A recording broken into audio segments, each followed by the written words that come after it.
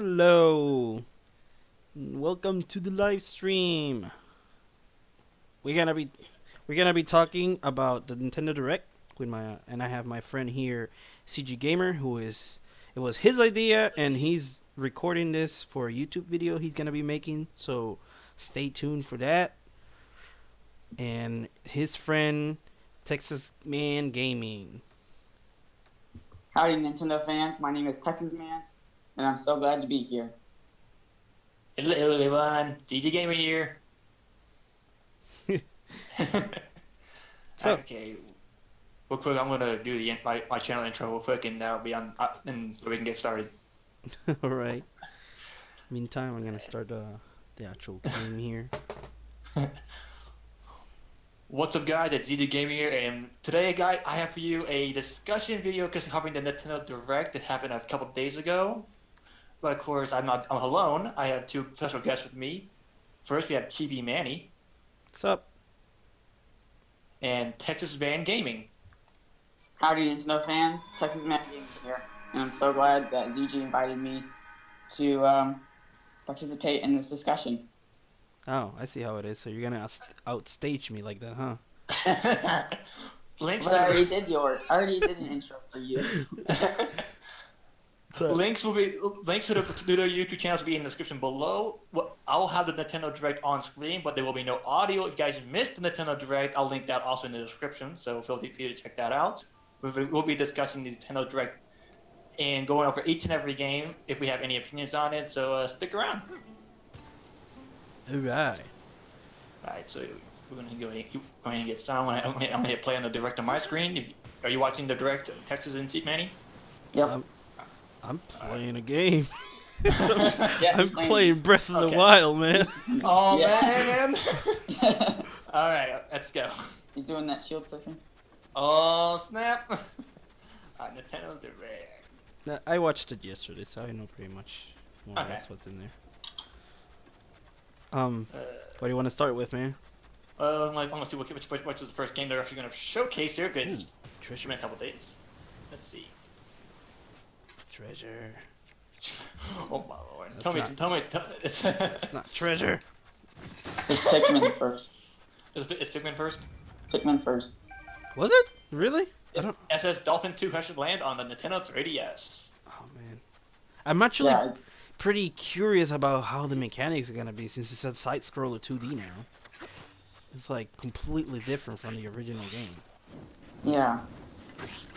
And And what I think is probably maybe just a filler for maybe they're going to develop Pikmin 4 for the Switch very soon. So oh, I hope maybe so. it's just a filler Yeah. for that. To be honest, I always kind of considered you ever play Nintendo Land? You know it has that little Pikmin session. It's kind of like an adventure. I kind of always ignored Nintendo Land, to be honest. It's not bad. Like the Pikmin is like the best part of Nintendo Land. It's like kind of like Pikmin 2.5, you could say. I never got to play that, unfortunately. I'll just say that I've never played a Pikmin game in my life, so I don't know what to make of this game. But from what I have seen in Pikmin, it doesn't look all too bad. And I mean I don't personally like Mario from Smash, but I mean he looks good in his own game. I mean I might pick it up. There's no guarantee, but would you two consider picking this up if you for any reason? I'm definitely picking it up. I'm a huge Pikmin fan. It's my favorite series. I'm not much into Pikmin, so probably not. Okay. It's coming out on July 28th, so I mean you got a little time to reconsider if you try to do so. Yeah, that's 1 week after Splatoon. I'll probably just be splatting in Turf War, so I won't have any time to be playing Pikmin. Oh, good for you. I didn't switch on time. Okay, so we gotta spin the oh, I guess this is the developer. The developer of Pikmin 3? I mean, Oh, wait, no, what's it Ever called? Oasis. Pikmin World? It's next is Ever Oasis. This is the Okay, that's the next one. It's Hey Pikmin is the Pikmin game. yeah, Hey, and there's a new amiibo coming out for it on the same day. Oh yeah, it's probably gonna be bundled with the game, like That's a how good they chance of usually that. do. Yeah. It'll it'll most likely be bundled with the game first, and then later it'll be released separately, like how they did with Yoshi and Wolf. Actually, I don't think they ever released Wolf Link separately, did they? Yes, they did. They did. Did They they? did for Breath of the Wild. Oh, there we go. Yeah, I think they held together with Twilight Princess for a while, and then Breath of the Wild came out, and then they put it separate. Which interesting that we talk about amiibos. They announced new Link amiibos for the anniversary Zelda. They're having Majora's Mask Link, Skyward Swords Link, and I believe the other one was another version of Twilight Princess Link. I think so. I mean, Yeah, I think so. we'll know more about those. Cause I think they're showcasing those a little bit, like not too much farther. That's at the end of this. I think this 3DS part. Alright. Okay, now the next game is Nintendo Ever Oasis. Oh, Yes. I so want to get that game. It has like a Legend of Zelda style that I really kind of like about it. I don't know. It's just it feels really natural. I just I think like I saw a trailer last year for it, maybe at E3 or something, and it looked pretty interesting to me. Yeah, I'm looking at it. I'm getting that kind of that Zelda Breath of the Wild vibe because it's not the same, but you can kind of see how it works. The fairies and lakes, and you got the Dark Aura kind of representing Calamity Ganon in a sense, and Yeah. it makes sense almost. But I mean, honestly, I don't know too much about the series. I'll have to wait to see more about it before I can put any notes on it. To be honest with you. I mean, this is an original game. There's not really a series yeah, to it's it. the first one of its kind. Yeah, so I honestly want to see more about it before I can decide whether I'll be picking it up or not. I'm actually Yeah. pretty excited about it. I think it has a lot of potential. Yeah, it's an action adventure RPG. It's definitely interesting. I'll give it that much. Okay, I believe the next one is Nintendo Monster Hunter Stories. Dang it, No, get in there. It's what it says. That's why I'm going off what it says. Okay, yeah, it is. Which It one? is. Monster Hunter Monster Stories? Hunter Stories. Oh, I've been wanting that for a while. It took them long enough to finally release it over here. It's Yeah. Unlike all the other Monster Hunters, this is gonna be Japanese turn-based RPG. And Now, I never played Monster Hunter before. I'm assuming you have experience with Monster Hunter, Manny. yeah, not much, because I mostly just play it for the multiplayer. I don't actually play it because I'm a fan or anything. Well, since you have most experience, I guarantee out of all three of us, can you give us your take on the game as far as how you feel the graphics and stuff, what you like about it? Well, it's definitely a completely new art style. It's nothing like the original art style. So they're trying to appeal to all ages, not just to the usual genre, usual age range, which is hard because Monster Hunter is for hardcore gamers. Yeah. It's not something that casual gamers could get into. Like, there's no way. But this one is they're trying to appeal for everyone so that everyone can pick it up and enjoy it.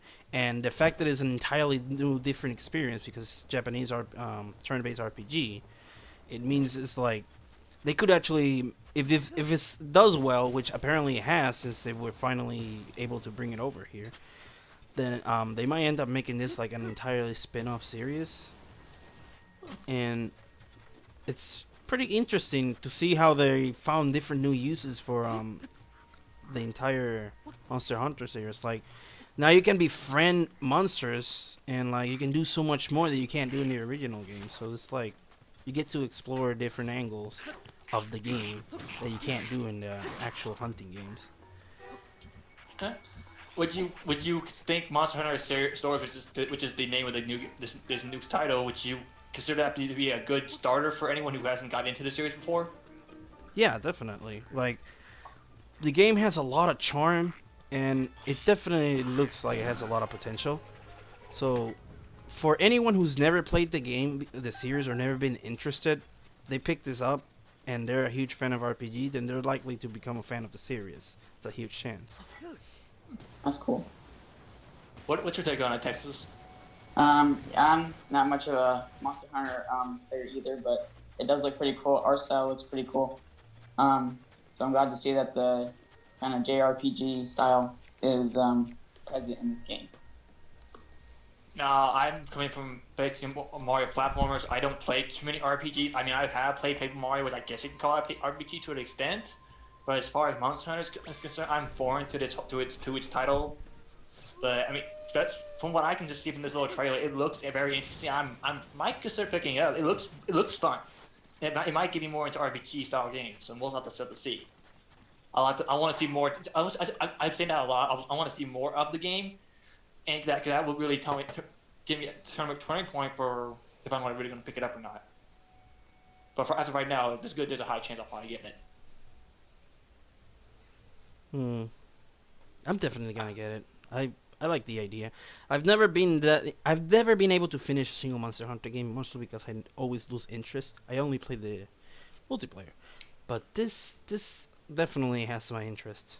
Do you And think this might be your first time you've beat it? yeah, I can see myself beating this game, being my first Monster Hunter game I beat.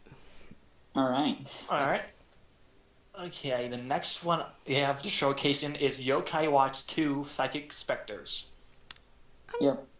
Isn't when they announced it, I was like, they already released two, as a matter of fact, Yokai Watch 2. So Yes, it's they just, did. They did last year. So the fact that they're releasing another Yokai Watch 2, it's kind of similar to how Pokemon does whenever they release a special edition of the version they It's already kind. releases. Yeah, it's kind of like the third version, like Emerald or Crystal or Yellow, something like that. Yeah. I mean, the only difference this one has is that it has an expanded storyline. Yeah.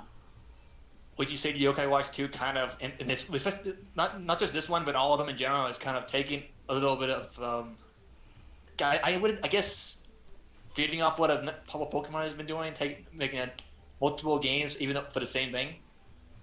Hmm. Would you feel as though they're kind of replicating that in their own way? I can see that, but they do different things that are really unique to the series as a whole. Like this playing with the yokai as the yokai. It's kind of like mystery dungeon where you can play as the Pokemon. So doing these little mini games really enhances the gameplay, I think. And yeah. Okay. I've played the Yokai Watch the original demo that's pretty much all I've ever played with Yokai Watch, and I enjoyed it. I wish I could have picked the game up. I haven't been able to yet, but I'm not. I'm pop. Okay, I can't say I'm definitely, but the Yokai Watch 2, definitely I got my eye. I'll say that much. It's just, I don't like too many different other games besides Mario and Pokemon, but Yokai Watch is kind of up there. Oh, that's cool. Yeah, I do have both Yokai Watch 1 and the Yokai Watch 2 Bony Spirits, and they are definitely really good games. Yeah, I have heard good things about Yokai Watch. I don't have any experience with the series. I never actually played it, so I wouldn't know what to say about it. But I did watch a bit of a gameplay from the second one, and it definitely looks pretty entertaining, really good, and it has that Pokemon-ish look, but it's also has like very unique feel to it. So it's definitely a different experience. It's not like Pokemon. Yep. Okay. But there is a slight Pokemon-esque to it. Well, I mean, at this point, any game that involves collecting monsters has a Pokemon-ish feeling. Really. That is true. That is true. You could even go as far as saying it has almost a Digimon-esque to it to an extent. Because Yeah. Pokemon and Digimon are almost similar, but that's another discussion for another day. Let's put it that way. Yeah. We're not even going to get into that. I have way too much opinion on that. Okay, the next one is NIS America Cold Depth Revolt. Which one? Cold Depth Revolt. Cold Step Revolt, yeah. Oh, is that the indie game? Yeah, it looks like a board game kind of thing. Yeah. It's available August 29th. Now, I know this is just me, but I'm getting a Monopoly vibe from this game. I'm getting a Monopoly vibe. Just looking at it, I'm getting a Monopoly vibe. And that might be silly, but that's what I'm getting from it. And I like Monopoly, but I'm not so sure. I'm not sure. Yeah, I mean, I see the board game thing. Definitely could relate to Monopoly because it is a board game. I see how it's kind of different with the cards and everything. So I'm interested to see what kind of other features are in this game. What's your take on it, Manny? Uh, I'm actually looking up the direct on my cell phone right now because I don't remember the part. Whoa, that is so cool. I mean, it definitely looks interesting for what we do see of it. Oh. No, yeah, sorry. I was talking about the game. I'm playing Breath of the Wild and I just saw something I never seen before, which is an actual rain cloud in the distance and rain and lightning falling now. It is really awesome. Oh wow. You always see new things in this game, so awesome. But anyway, yeah, back to the what we were talking about. Yes, anyone who's watching, Manny is actually playing Breath of the Wild right now, and he's actually streaming this as we're recording this. So, you take that for what it's worth. I am assuming. I guess we'll link I'll link his Twitch also in the description with as well, so you can watch him play Breath of the Wild.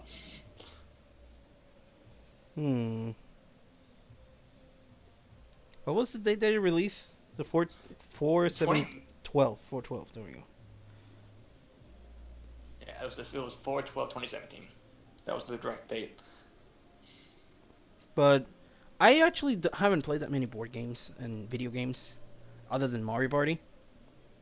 Yeah. And I also play this kind of sort of Mario Party style Sonic game. It wasn't Sonic Shuffle. Although I heard that one sucks, but I don't know. I've always wanted to try it. Apparently, it doesn't suck as bad as Sonic Boom. Well, that was Sonic Boom had potential. They kind of rushed it, and they messed it up because of that. Yeah. But I don't know. Looking at the board.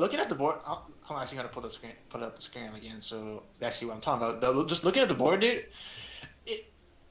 Looking at this regular screenshot, it does give you that Monopoly vibe, like I said. But I mean, the card style that I'm seeing, it reminds me almost like Wizard 101. But if anyone's ever played that, it kind of has the same idea with the card based, except you don't have a board. It's a ring style. Yeah, it kind of to me it kind of reminds me. It's like a mix of Monopoly with Magic the Gathering. Yeah, I can see that. Because the monsters and the enemies, the whole thing with the NPCs and everything, it kind of reminds me a lot of Magic the Gathering. Okay. So it has like that card style feeling to it. So I believe there used to be a PS1 game that was similar to this. What was the name? It was a board game, and you have to fight using cards. So like this concept has been used before. It's probably not similar. It's probably just inspiration from that. There's a good chance. Most games, at least that I noticed today, are inspiration of older games, but just revitalizing their own concept to an extent. Because like we touched on how like Pokemon and Digimon were related off another, and then we got Yokai Watch kind of taking a similar step to them now. So I mean, it all comes full circle apparently in the gaming world these days.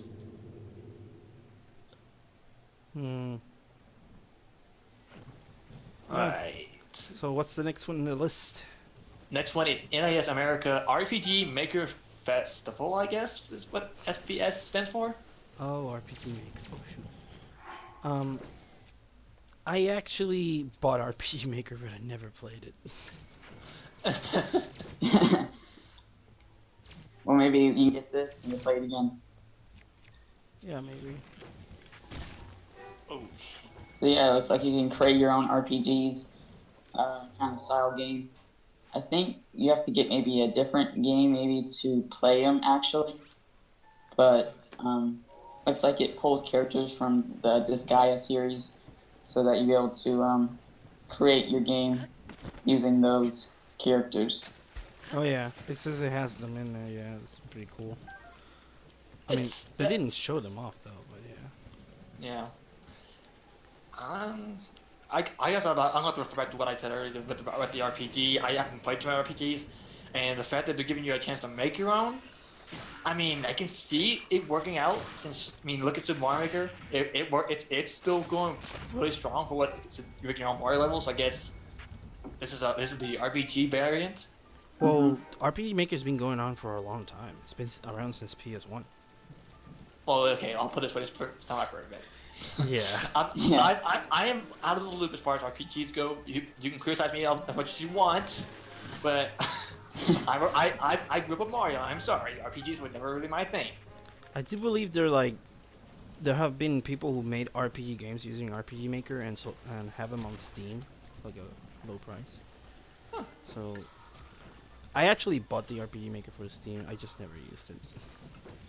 But this isn't the first one that comes to the 3DS. I believe there was one that came to the DS once, but never left Japan. So this would be the first one that actually comes out of Japan. I could be wrong. I'm not entirely sure. Yeah, I mean, I don't have the kind of information on me either. So I mean, if anyone who watching knows that kind of information, please tell us in the comments. I mean, I'm kind of curious now. Yeah, let us know. Yeah. If anyone's watching, same for your stream. If anyone is watching your stream who knows that, please tell us. Yeah, let me know. Okay, now this is the next one. I mean, I know we're kind of going these kind of fast, but these 3DS games, they did. It's not that we don't have much to say on them. They just didn't show us much for us to have much of an opinion yet. Yeah, they kind of sped run through pretty much all the games just so they can get to the big stuff, like Arms and Splatoon 2 and such. Yeah. And actually, if we take a look at the next one, we got the next one from Nintendo is Miitopia. Oh, I'm actually getting excited for that. I played Tomodachi Life, and that's kind of similar to that, except you get to do so much more now, with action and stuff. Yeah, it So looks like cool. it brings a lot of character to your Miis, just like in Tomodachi Life. And looks like you can recruit all your Miis that are in like your Mii Maker, give them special roles, and go out into the world and battle. Well, you also get to see like comedy cutscenes and stuff, just like in not Mitomo, Tomodachi Tomodachi Life. Miitomo. Okay, I'm trying to think. What was the what was on the 3DS the 3DS variant that you were able to just it was free. I can't remember what it's called. Oh, Find Me. Yeah, Find Me. That I guess this is a sort of a sequel to it, and I liked Find Me, but I don't know why. But when I look at Miitopia, I can't take the game seriously for some reason. I just can't. I don't know why. In my initial reaction to seeing this when the direct was live, I swear to you, I busted out laughing at it. I'll be honest. It just I don't know why. I just can't take this game seriously for some reason. I guess maybe that's the vibe it's supposed to give or something. What? But that's just the way I feel. I mean, it's definitely interesting. I mean, hopefully it's as good as 5e. I'm just not trying to figure out why the Dark Lord wants a face. I mean, you had to capture the freaking me and find me, and now we're taking a face. I mean, that's kind of a downgrade, honestly. I don't think I've ever played Find Me. Let's just put it this way: it's a downgrade from what I'm seeing in Miitopia. On Street Pass, it is. I say it's on Street Pass. I mean, they kind of already made. There's Find Me, but there's Find Me 2 on Street Pass. So, and then the Find Me 2 just completely expands the world map and stuff, and really introduces, I think, a few more new enemies, maybe. Yeah, and plus you have to have certain shards and stuff like that to be able to proceed further. Yeah. I know I've beaten Find Me, and Find Me 2. So I guess they did Find Me. So okay, Find Me 2 or do this whole map idea. Now we're gonna bring Miitopia and expand that map idea even further. So I mean, I see this could if it depending. I don't know how well the Find Me and Find Me 2 actually did overall, like just for like the fans and all stuff. But if Miitopia might do pretty well. Looking at, we'll see. I think it's gonna do good. Like Success. Tomodachi Life was a huge success. It got a lot of fans and a lot of people loved it, and me being one of them. And I can see this one going in the same direction. You could even say the same thing about Miitomo to an extent too, having a similar fan base. Well, yeah, To an kind extent. of, but yeah, not exactly because Mitomo when we first released, there wasn't anything you could do other than just answer questions and look at people's questions. I mean, Yeah. Yeah, I mean, I never played Mitomo, so I haven't been able to do that. Know about that, but I mean, it's Mitomo isn't the same as Utopia or Five no. Year in general, but it's in the same general area, I would see. Of using new characters. Yeah, it seems like Nintendo's really pushing the whole me character idea a lot more recently, especially after the Wii U being a big implementer of that. But I wonder if they're gonna. Oh well, they already have it on the Switch, kind of making Yeah. your me on the profile. But I'm wondering to see if they might make a me game for the Switch, maybe sometime. I'm I pretty wouldn't be sure. surprised. I won't be surprised they have one in development already. Yeah. Okay. Now, the next one's up is Fire Emblem Echo Shadows of Valentia. I guarantee I just butchered the name out, that name all the hell. Valentia. Valentia. I'm telling you, I don't know how Oh, these names. Valencia. Oh, okay, Shadows of cool. Just Valencia. butcher, just roast me while you're at it. But it's a Fire Emblem game. I mean, what do you also take on it? It's actually kind of a what's it called? Re-release kind of, because it's a I can't think of the word. Oh, really? Remake. It's a remake of the second Fire Emblem game ever that came out in Japan, Fire Emblem Gaiden. Yeah. And I'm really interested to play. I haven't played any Fire Emblem games except for Heroes on the phone, but I'm excited for maybe this will be my first full-fledged Fire Emblem game. Okay. What's your thoughts, Manny? I'm actually pretty curious because the thing is, I like Fire Emblem, but the only reason why I tend to not actually get into the series is because I am bad at tactical RPGs.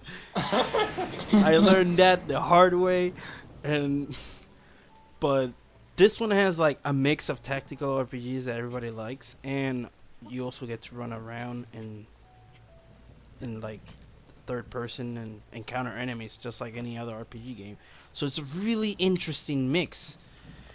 I mean, they did that in the original one, but it never came out of Japan. So like, this would be the first time for everyone outside of Japan, and Yeah. also having it in 3D gives even new life to it, really. So it's an Yeah. entirely new experience for all Fire Emblem players, and I'm sure they're all going to enjoy it a lot too. And I'm actually considering picking it up too, just because of the third person adventuring around, because I really like that part. Alright. Now, me personally, and this I won't call myself any shock if you know me by any means. Before Smash 4, this is a different thing. I never even knew Fire Emblem was even a thing. Really. I never knew. Yes, I played Melee when I knew Marth was a thing. I didn't know where his game he was from. I didn't know what Link and Zelda was from at that time either, or Ganondorf. Just Mario. I just knew Mario. I'm sorry, but I just knew Mario. But I have played the Fire Emblem characters in Smash 4. I mean, I know they're different in their games, but for playing them in Smash 4 and the way they act there, it kind of has me interested in playing the Fire Emblem series to understand the characters a bit more, especially Lucina, because Lucina is Betty. That's my opinion. Roast me if you want. That's my opinion. But No, it's fine. It's fine. I personally, I'm actually really interested in this Fire Emblem game. There's a pretty high chance I'll pick it up. I actually wanted to try to get in the Fire Emblem series. I've heard a lot about it. I've heard a lot of good things, so I'm looking forward to it. Yeah, it All does right. look really good. And then what they announced here is that there is DLC. There's free DLC, and then there's DLC you can purchase, which Apparently, also always pretty interesting. yeah, to apparently find out it's what it season is. pass as well. Yeah. So that's kind of interesting. The first trailer they show is they showcase a season pass, which I guess that's just more reason for the type of people to actually want to get it. But I mean, hey, do what you gotta do, I guess. Alright, now the next one that we gotta talk about, I guarantee Manny's gonna go all over. I am. It's the 25th anniversary of Kirby. Yes. I'm stumped in this dang puzzle. Dang it. Okay, now this is Kirby. Manny, I know you're a big fan. I'm personally a big fan of Kirby. Texas, I'm not sure. Are you a big fan of Kirby? I haven't played too many Kirby games, but the Kirby games are really cool, and I'm excited for anything Kirby. Uh, The Now, I thing, guarantee I'll almost bet you have the ghost spirit. You want to go and share your thoughts on it? the thing with Kirby is that it's just like Mario. It's mostly attacking where people always get like tingly the most when it comes to video games. What their favorite parts? It's the nostalgia. They're always hitting on nostalgia. So like when they do a good game that just bring back to all those childhood memories, you end up just loving it even more. So that's what Kirby does to you.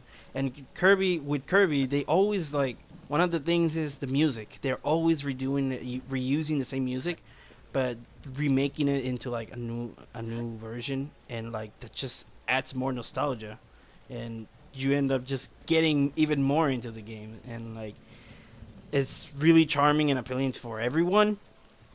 So it doesn't matter who picks it up, they'll always have a good time playing Kirby, unless they're into like more hardcore games like Resident Evil and stuff. But like Kirby is just universal, really. And like I played this game, I've downloaded it and played it, and right now I the only disappointment I have of it is that I don't know if it has online multiplayer with friends. And so far, it's been the biggest question: can you play with friends? Oh, Clash Deluxe. Yeah, Okay. Derby Team Clash Deluxe, and because the other one they announced the 20th anniversary there were gonna be more Kirby games, and like they just teased us with it pretty much. Clash Deluxe is the only thing that's come out, but they did say that they're developing a multiplayer game, and rumors has it might be just like kind of like Triforce Heroes sort of.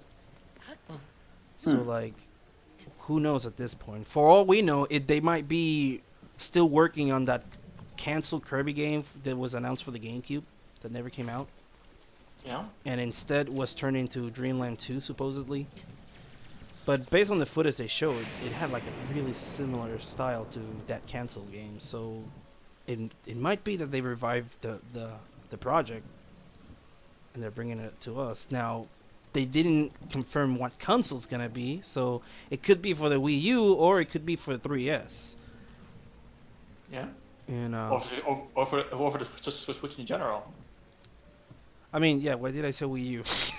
Well, I mean, meant to say yeah, Switch. yeah. But that's fine. As much as people want to, like, as much some of us want, like they said, Breath of the Wild is most likely the last game the Wii U would ever get. Hey, I didn't switch on time, okay? So I'm playing Okay, on you're my not the Wii only U. one who has Switch there, okay? I'm still stuck on Wii U. Not my choice. I mean, let's be honest. I think what was like last year was the year of Sonic, I believe, something like that. Was it? Oh, yeah, that's right. They were saying that this would be like Kirby's big year. Or something. It's because it seems like every time, like, because we know you're the Luigi, we have like Super Luigi U, we have like, and then for your Pokemon, we got like Sun, like some kind of Sun and Moon, all that sort of things. Like, Pokemon Go. yeah, Okay, that's another one. I'm rage quitting. I'm leaving this place. So from past years, from specific games, they Nintendo has upped the ante on that genre. So it's only to be known that the Kirby series will do the same. And just like Texas, I haven't personally haven't played too many Kirby games myself. I haven't played a couple, and from the ones I have played, I definitely enjoyed. And I'm definitely intrigued to see what Nintendo has in store for Kirby this year. I'm actually pretty excited that they announced a new game for the anniversary. Because last time they did a Kirby anniversary, they just released a collector's edition with like Kirby games that are already, they're old games. So Yeah. we didn't really, and so far we haven't gotten an actual new Kirby game besides Robobot. It's been like spin-offs pretty much, not like actual platformers. You got Rainbow Course and what was the other one? Triple Deluxe. No, that was way old, way before. Oh. There was another one. I forget. Either way, it'd be really interesting to finally see a new game for the coming out, and the fact that it's gonna be multiplayer co-op, it makes it more release. But at this point, it's still all speculation. So you haven't confirmed anything other than the fact that it's going to have multiplayer. But for all which we is good, know, which is for cool. yeah, it's really cool. But for all we know, it might not even have online. I'm not sure if they mentioned that. I don't think I heard them saying that. So it might be cool. Which still, even with the release of the Switch, Nintendo is still struggling with the whole online thing,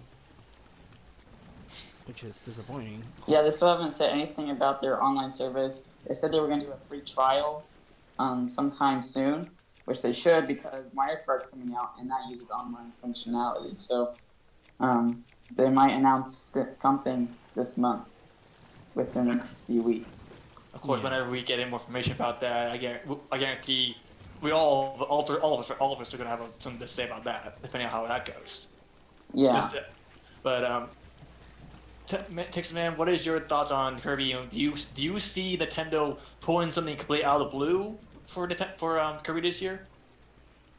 I don't think so. Nothing other than the games that they announced. The Clash game's already out. The Blowout Blast is coming, I think, this summer. And then they just have that new multiplayer game, which I think that's all they're going to do. Maybe 25 years might be something huge. But I don't see anything else this year for Kirby. Now, this is just my personal wish, and this might just be the Mario gamer inside of me. But honestly, I wouldn't be mad if they actually made a Kirby game that had an open world esque to it.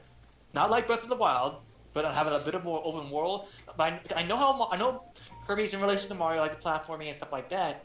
But I mean, I just don't want. It would just be interesting to see Kirby in just a different environment because we see Mario in semi-open world locations and with platforming. So I'm not. I'm seeing. I mean, Kirby could do the same. That's my personal. That would just be like a dream come true if they did for Kirby. It's the year of the open world for Nintendo. I mean, let's be honest. They got Breath of the Wild. That's Yeah, and then there's Odyssey, Mario Odyssey, who has the same style more or less. Yeah. Yeah. I mean, Nintendo. If you're watching, hook us up with that open world Kirby.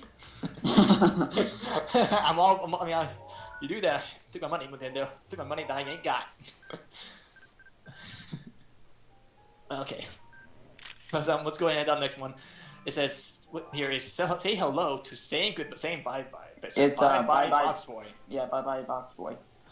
Oh. I really enjoyed the Box Boy series. I have all 3 games. I just downloaded this Bye Bye Box Boy yesterday, I think. And yeah, I'm excited to play. I haven't been able to play that one yet, but the other 2 installments are really cool, and it's a great puzzle game. And yeah, I recommend it to anyone who hasn't picked it up. The games are only $5 each, I think. So it's really affordable, and you get a really good puzzle game out of it. I've never played a single Box Boy. Although I've been interested in getting one, because it seems really fun. And there seems to be quite a huge fandom for it too, considering they keep making a game. But they did say that is the final game of a trilogy, so they're pretty much confirming there won't be any more Box Boys after this. And the title says this as well, Bye Bye Box Boy. Which, considering what the game is just a little box doing puzzles. They added so many cool features. I couldn't possibly think of what else they could possibly do with Box Boy at this point. Hashtag Box Boy for Smash. Oh no, please. It would be interesting to have Box Boy as a assist trophy. I'll give you that. Yeah. Yeah. At least an assist trophy would be nice. Now, I can't say I've played many puzzle games in my lifetime, unless you count Tetris, but that's a different thing. But Box Boy, I'm not one to condone against old graphics and styles and stuff like that. But just to be honest with you, Box Boy just doesn't have that appeal to me. Not the graphics. It's just the style of gaming I get for it. I'm just not much of a puzzle gamer. but it does. I can see how it would have that appeal to puzzle gamers and anyone else just in general, but just for me personally, Box Boy just doesn't. I don't know, it just doesn't fit for me. And I mean, I might be just hating on Box Boy. Maybe I just need to try it, but that's just my personal opinion on it. Hmm. I don't know. It has a charm. It definitely has a unique charm to it. Yeah, it's got its own. It's got its own special charm, and that's probably why it's lasted as long as it has. Yeah. I mean, that I'm I definitely mean, willing. I'm definitely willing to give it a try. I mean, it's on 3DS, and if there's a demo, I just look at it, and if I like it, maybe I'll pick it up. We'll see. I will not get until I try it. I'll say that much. I remember they once teased us putting when they promoted Kirby on Miitomo, they had this item where they have Kirby and QB together. So sometimes I wonder if there might be like some plans for like a future crossover or something. Oh yeah, that'd be interesting. Yeah. Definitely make a puzzle game type maybe for with Kirby and QB. Yeah, because I can definitely see like they have Kirby Epic Yarn, so I can like see Kirby definitely fitting well in the Box Boy style. Now, actually, speaking of Kirby, and we're all still in Box Boy, they have actually announced that there will be amiibos for Box Boy being from the Kirby line, being Kirby, DDD, Meta Knight, and Waddle Dee. Oh yeah.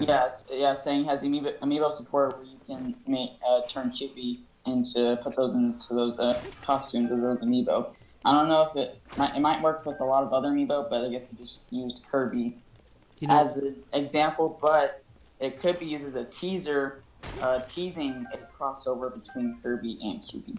I just remember why they're using Kirby. It's because Box Boy is developed by Hall Laboratory, the same people that do Kirby. So yeah, crossover with that would be possible. Yeah, they're the same developer.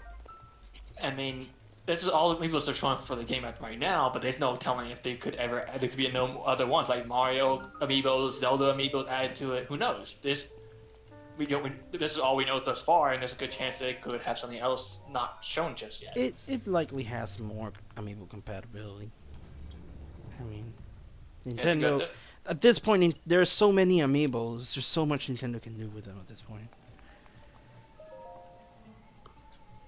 And actually, back to amiibos, we mentioned this a little bit earlier. The Legend of the Zelda amiibos were showcased.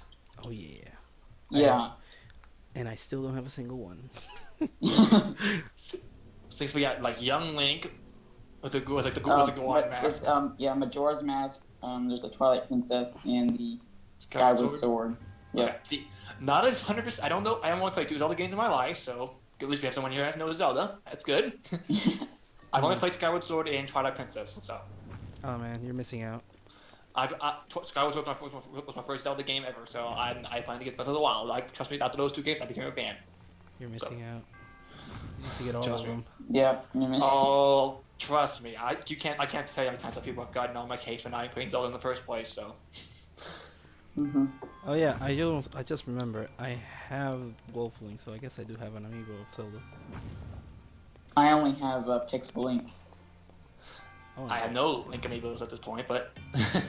Well, I mean. And I think right now Link has the most amiibos. Like he has the most versions of himself. Yeah. As amiibos. Well, actually, next to Splatoon, it's coming up a close second. Well, yeah, they announced the new Splatoon amiibos too.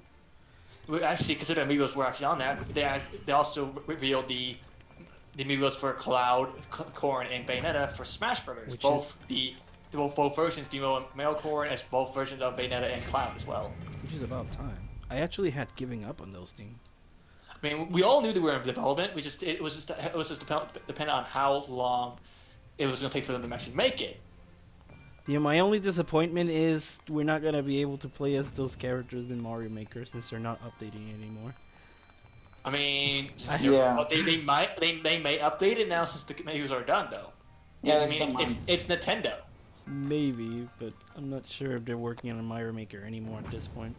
Who knows? Who knows with Nintendo anymore? Let's see, there's any more amiibos. Because okay, those are the only amiibos except for the Splatoon at the way end. Yeah. And now after the amiibos, it starts the whole conversation on arms.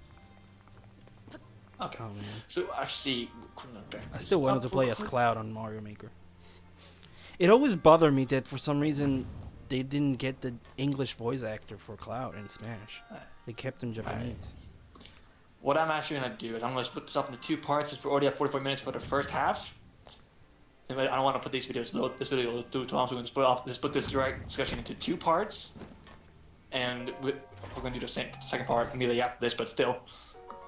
Thunderblade. So I want to thank everyone who has watched this first part.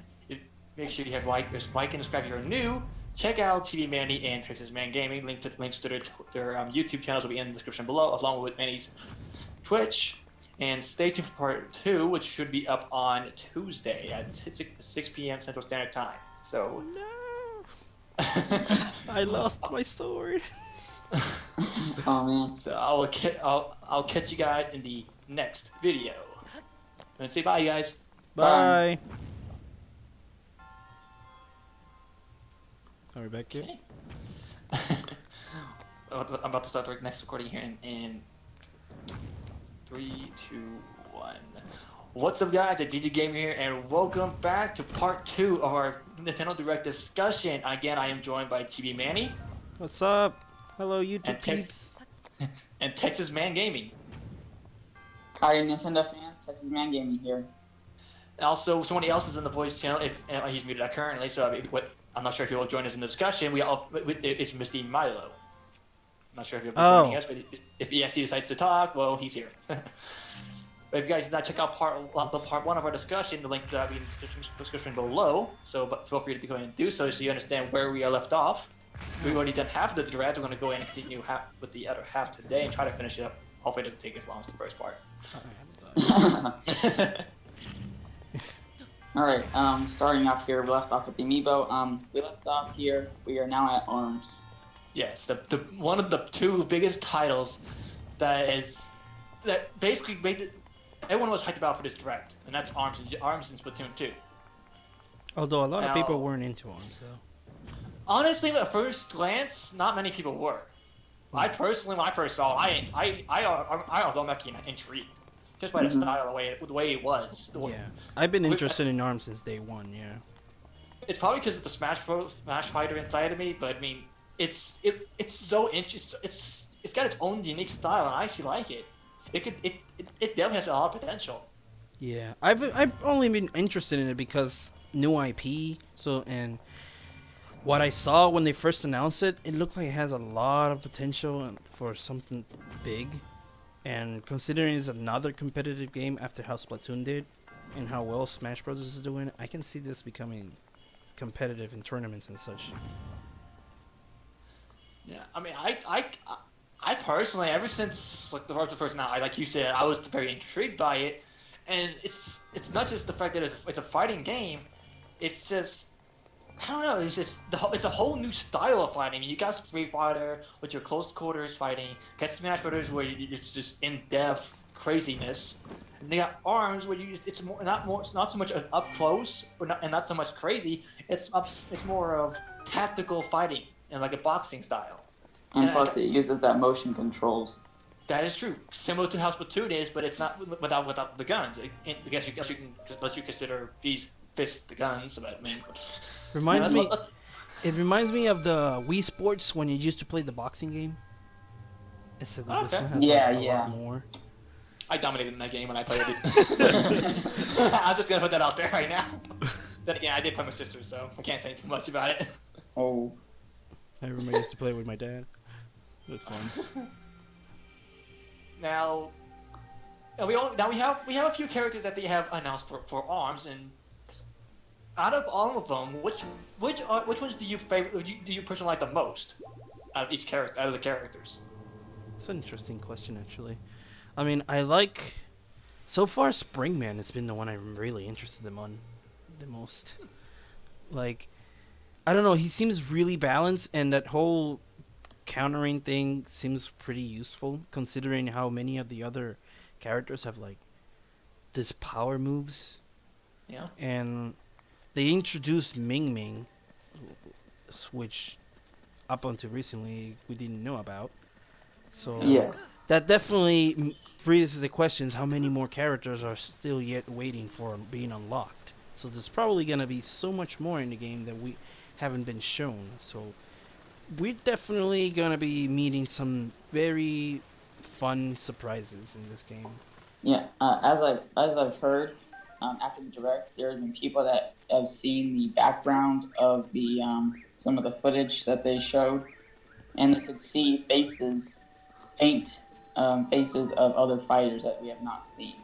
And I think there's a total of maybe 4 to 6 that were not released but were spotted. Oh, interesting. I I mean, mean, that's pretty yeah, much. they had like silhouettes in the character roster. Yeah, So like, I mean, there's a good chance that those silhouettes that they've seen could not be anything at all. It could be like just like characters in like if there should be a story mode, it might be just characters from the story. That's all. That's for all we know. But yeah. only time will tell exactly what all Arms is going to showcase as far as characters is concerned. But I mean, I'll definitely say Spring Brand is definitely interesting. It's very interesting. I guess you can, but from what I can tell, he's like the I guess it's almost like the Mario of Arms. I guess he seems like he's more of he's more well rounded Yeah. yeah, I can see as a that. character. I have to agree with you guys. Springman, I think, is my favorite. But I think Ninjara is also kind of interesting. He is pretty speedy. He can use like smoke bombs and like disappear and then reappear somewhere else to evade attacks. So I think those are my two favorites. You know what's gonna be interesting is once this game releases and becomes popular, there's gonna be so much fan art, and I'm actually looking forward to the fan art. There's some That really that would amazing be artists out there. there are very good artists out there that don't even get much appreciation. Yeah. But I'll have to say, even though I like Springman as a character, and yeah, even though I do play Mario as a standard character in Smash 4, honestly, is playing him in Arms, I will try him out. But I just don't know if he's I would personally use him like a whole lot because I just doesn't look like the character that I personally can get used to. If that makes a lot of sense. Unlike Texas, I would go with someone like Najara, the Ninja Escape, or even the Mummy, being able to walk forward and take hits, and be able to recover HP when guarding. Hmm. It's. You know what I've been thinking? You know, Punch Out for the Wii came out. They had a surprise character, which turned out to be Donkey Kong. Yeah. I'm wondering if they might actually do the same in this game. Have like Little Mac or something in there as a surprise character. Oh, please don't have Little Mac. I can see that. Please. That would be really interesting. Do they really want to make the Arms Online as cancerous as the freaking Smash Online is? Really? If you want cancer online for Arms, go ahead and add Mac, and you're good. But that's just me hating on Mac though. But Yeah, definitely. Yeah, I saw. 'Cause I'm I saw pretty your sure there's a video. lot of Mac fans out there who would love that. the one thing I do find interesting that they didn't show in the original trailer is that your arms take damage and after a while if they take too much damage they actually become useless. Oh yeah, that was Yeah. interesting.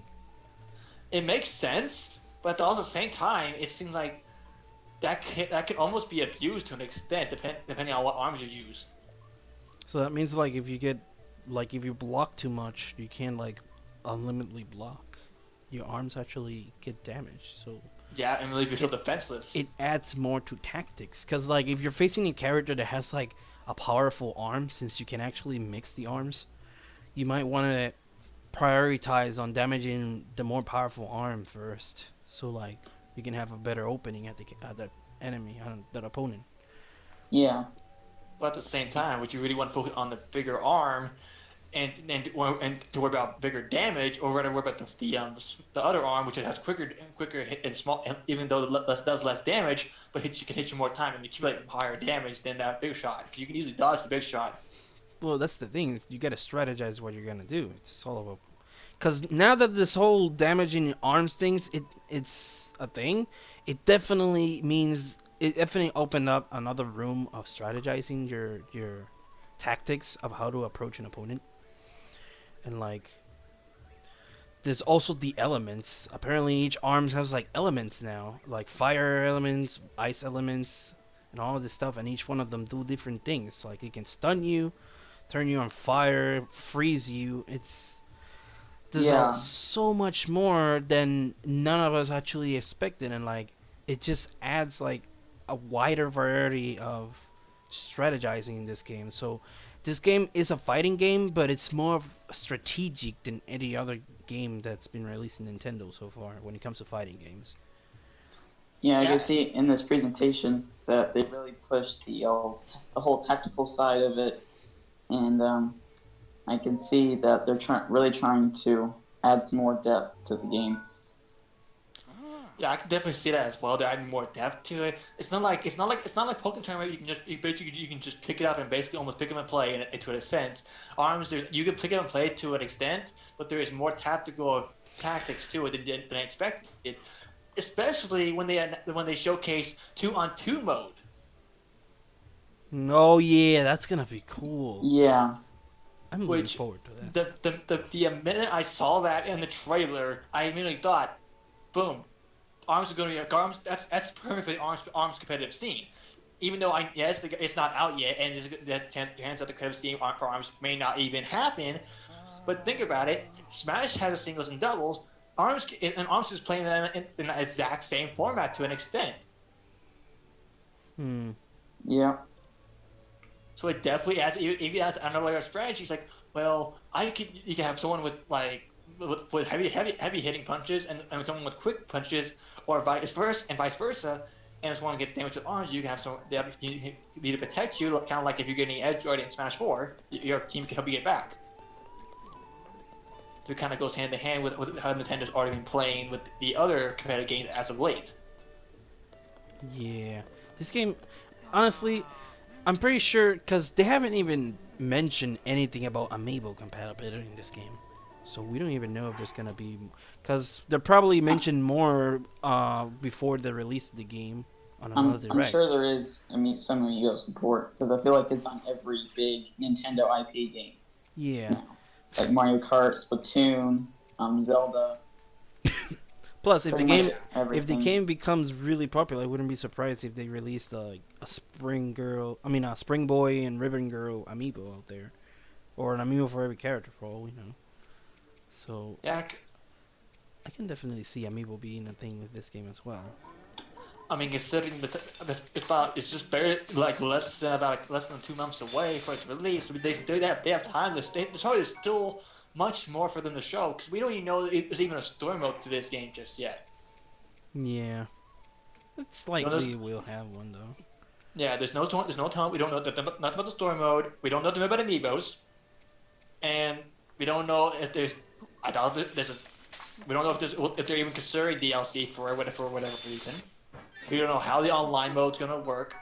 We don't. There's still so much about the game we don't know yet, and we'll probably get more information as the next 2 months comes to pass until the release date, and whatever they can show, it's probably going to increase the hype for the game. Even that's just that much more. Hmm. So I personally can already guarantee I'm getting the game, even if it's not on release. I'm definitely going to get it regardless. Yeah, and then the release date was announced for June 16th. Yeah. Excuse me. Oh So yeah, I know I'm picking it up. Are you two considering getting it? I'm definitely getting arms. I've been looking forward since they announced it. I think it has. I think it's gonna be big. It's definitely gonna be big, in my opinion.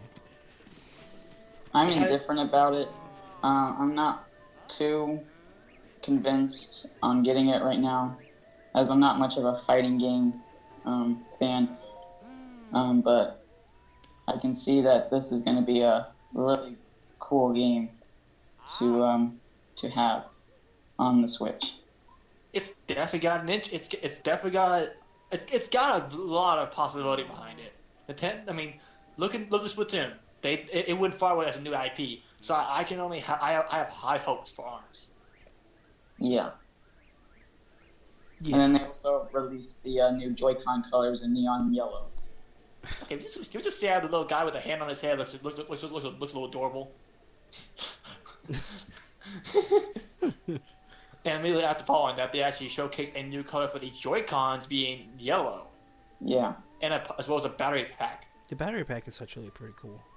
That will bring that, because if you're on the go, it'll be kind of difficult to be able to like charge the batteries, unlike the Switch itself. Because with the Switch, if you're in the car in a long road trip, you can just get one of those car chargers for the Switch. But I doubt you'll be able to do that with the Joy-Cons, especially if you're playing while you're charging. You know, so Yeah. that's pretty nice that they did that. And they also have for a limited time they're selling the docks individually, which is That pretty is cool. also true.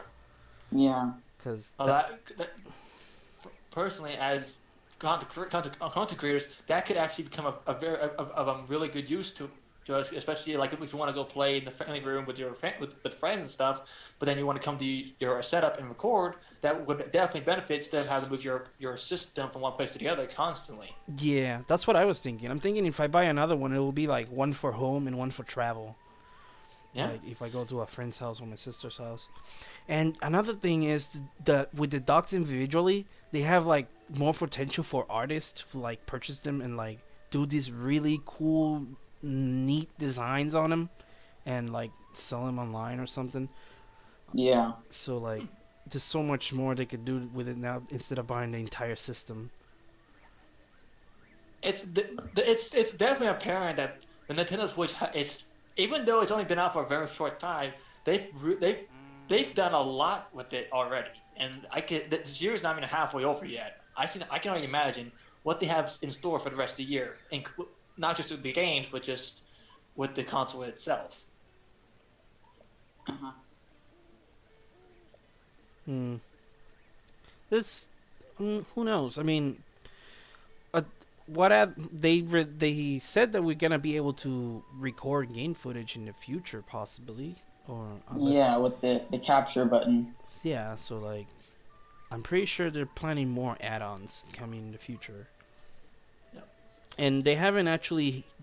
They announced the HD Rumble, but they haven't actually gotten around to actually using that in any games. So As like, as far as besides I know. yeah, besides 1-2 Switch, which is the main purpose was to showcase the And HD another Rumble. game that's coming up. Yeah, which we'll be getting to here in a little bit, but Yeah. the next game, which I personally am already Oh, decided to boy.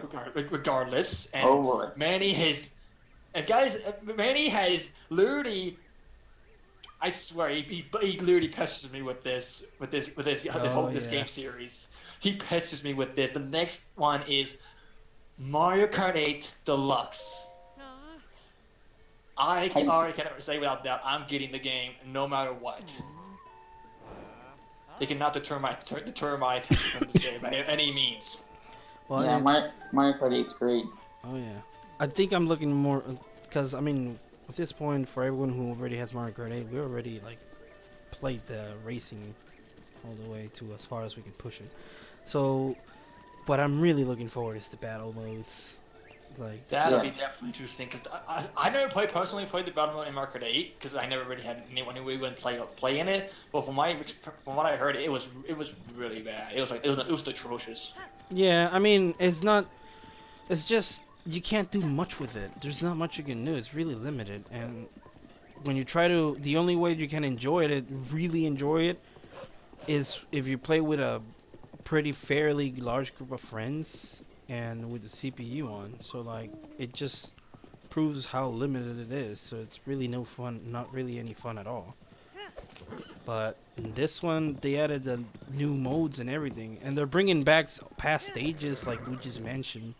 And whoa, sorry, something just happened in the game, took me by surprise.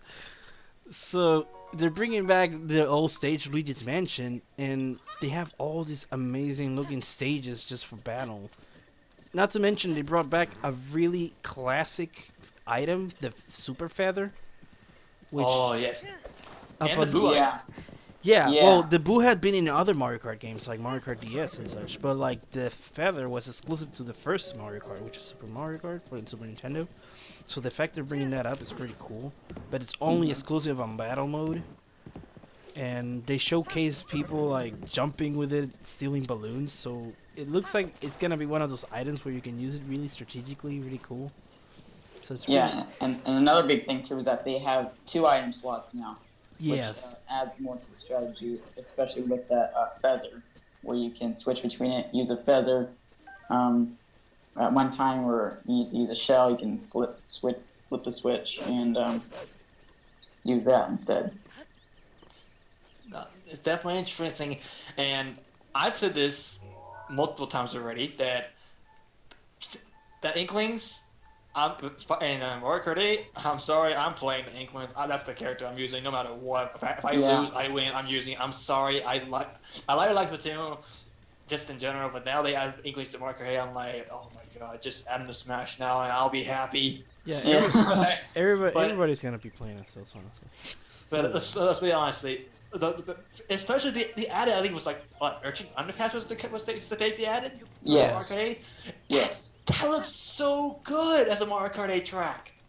Looks so good. But I have to ask though, why not Mori Towers though? How would you play Mori Towers with cars? It's a big Nintendo, okay? They use Rainbow Road, Baby Heart. They have ways of making things like that work. You gotta still. I don't know. It's too unrealistic to be able to. I know. I mean, I guess Multi Warehouse would probably been a better option, or Piranha Pit for that matter. But this just the idea of Splatoon characters are actually in Mario Kart is just I'm mind blowing in itself. Yeah.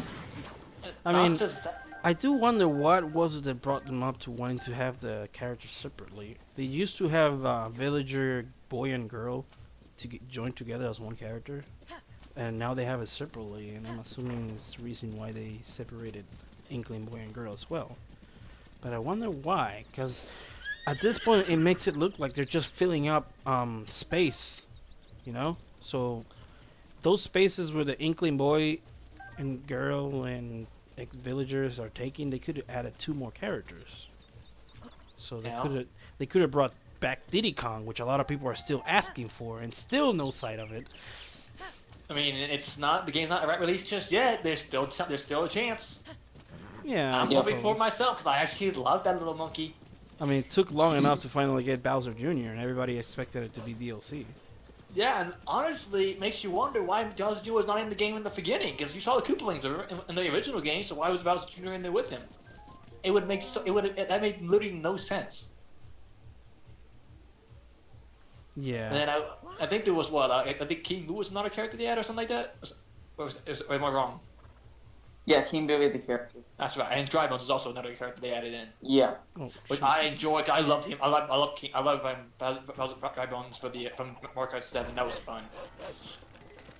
But I think honestly, I gotta ask if there was another character besides Diddy Kong, besides Kirby. I know Manny. What other character would you want added into Mario Kart 8 if you had the option to do so? Waddle Dee? No, I can see it. I didn't say Kirby, but I guess that doesn't. Other characters. I didn't really actually thought about it besides Kirby. So, Of course not. I could see. I don't know, Pikachu. Pikachu? I mean, Okay. interesting. I mean, that would be very interesting. Yeah. But I mean, it'd be kind of like Sonic though, quick attacking across the stage. You could just make your own Pokemon cart. Oh my lord, the Pika cart. Yeah. The Pika card, the Poke card. Oh god, the Pokemobile. The Pokemobile. Or just the Rapidash cycle or something like that. Oh my lord. Have that cycle with the Pokemon trainer as the driver, Yeah. Yeah. or as Ketchum as driver. Oh god. Okay, I think we're getting a little bit too far off in that. 'Cause I know some of those things are out of the realm of possibility, but hey, it's Nintendo. Anything can happen with them. I mean, they added Link, so why not? Yeah, When- look at Smash. We got Cloud, Bane, and Corn. There's limit. I'm sorry. See, there's limitless, basically. Yeah, but I mean, Mario Kart originally was exclusive only for Nintendo characters, but when they first brought in Link, that's pretty much when they kind of broke that boundary Yeah. I and mean, where's opened. Pac-Man though? Well, Pac-Man technically has been in Mario Kart. It's okay. Amiibo content doesn't count. No, not the amiibo, the arcade Mario Karts. It's the arcade Mario Kart they do it partner with Namco, so Ah, all the Mario Kart GP for the arcades they all have Pac-Man in it, Yeah. and one of them even has a Tamagotchi as a character. okay. That is definitely interesting. But I mean, I already said I'm picking it up. I guarantee you both are going to pick it up as well. Yeah. I'm definitely picking it up, obviously. And Mr. Violet's actually unmuted himself. Mr. Violet, do you have any words for Mario Kart 8 Deluxe? If you're have any opinions on it? All right, Violet. good talk. Good talk. Okay, good talk. Let's go. I don't know why he's not talking to everyone. He's just he's silent all of a I'm sudden. gonna ride this goat. Shy right now. Oh come on, Tyler. I'm gonna ride a goat. I'm gonna ride a goat. I'm gonna ride a goat. I'm gonna Do, ride a do goat. you have any opinions on Mario Kart 8 Deluxe for the Switch? No, stay still, goat. Stay. Not No, really. dang it. Do you plan to pick it up? Oh, frick. I don't know. Catch Come on, it. man. Give us some more detail. Come on, man. You're just joining us midway. Come on. Now. Well, Ah, so close. Kill it. I haven't seen much of it yet. Did you not watch the direct? Sadly, no. Texas man. Tyler Hit him isn't. up with that. Hit him up with that link. Tyler isn't much into Nintendo, like we are. Well, I am. It's just I can't watch streams. Remember? Well, Yeah, it's Texas not a man's gonna stream give you the anymore. link It's so you it's watch just it. a video now. That's the wrong link. That is a wrong link there, Texas man. Well, anyways, so Get what's outta next here. on the And list? wrong link copied. The next one we have on the list is actually all modes and also Street Fighter 2, the Final Challenges. Final Challengers from Capcom. Ooh, interesting. Where? Oh, I gotta go here. Now, I only played Street Fighter 5 for maybe a few, like a good month, and I thoroughly enjoy it. I mean, I played Ryu in Smash 4 now, and he's very fun to play, but It's also very complicated to play. not really, actually. It's not as complicated as they make it out to be. Ow, did that You just just- kill me? And the fact that they're adding Evil Ryu and apparently Unleashed Ken or something like that. Violent Ken. Yeah, Violent Ken. And with the 3D fighting style where you can use the Joy-Cons for motion control Hadokens, that's definitely interesting. Yeah, that really caught my eye. That's a whole Oh, new yeah. level of Street Fighter I've ever seen. That was pretty interesting. Makes Now- me wonder what else they're gonna do. Yeah. Now I'm not so sure if have either of you played Street Fighter before or any experience with it? Yeah, I have experience. I'm not a fan of it. I don't really into the series, but I know about it. I have no experience, unfortunately. Okay, so pretty much if anyone of us who were to get Street Fighter that you play it, it'd be a new experience for all of us. And Wow. Shadster has also joined our call. Shadster, say hello. Hello, and what have I jumped into? It is we're in the direct discussion right now, my good sir. Yep, you are now on YouTube and already over by those who are watching us on YouTube in the live stream in my Twitch channel. Oh, okay. We are currently discussing also Street Fighter 2. We just got done talking about I think what was it? Mario Kart. Yeah, we Mario talked about- Kart 8 Deluxe. Yeah, we're talking about Ultra Street Fighter 2. Do you have any thoughts on Mario Kart 8 Deluxe while we're on the topic? The double items. Double Oh, items. yes, are that's com- That is true. That is true. We did not cover that. Thank you for actually reminding us about that. I did cover that. I talked about that. Oh, Yeah, okay. I he guess did. I just didn't hear it. Shame on me. Shame on me. Those double items. Oh, it's going to be lit. They should never took those double items out, to be honest. I was hoping they would Yeah. bring us double mode and have like double dash cars in it and everything. I mean, it's not out. It's not released yet. There's still possibilities. I don't know. I've kind of given up on that mode Or at least give it just the double dash mode where you can go in there and specifically play in a double dash style. Not have the game switch over to double dash completely. Just have a double dash, like kind of like how you have 200cc and all that. Just go in like, oh, I'm gonna go play double. I want to play double dash style now. Yeah. But hopefully they don't bring 200cc back. That was a terrible mode. They are bringing it back, dude. They're bringing everything from It's the already first locked one. in, man. You can't get rid of it. Oh, Kill it. kill it. Wow. Gay fire. Ew. Okay. Even worse. Alright, now this is something I guarantee Tyler can give a lot of information on since he thoroughly enjoys playing this game, and Manny has also gotten this recently, and that's Minecraft.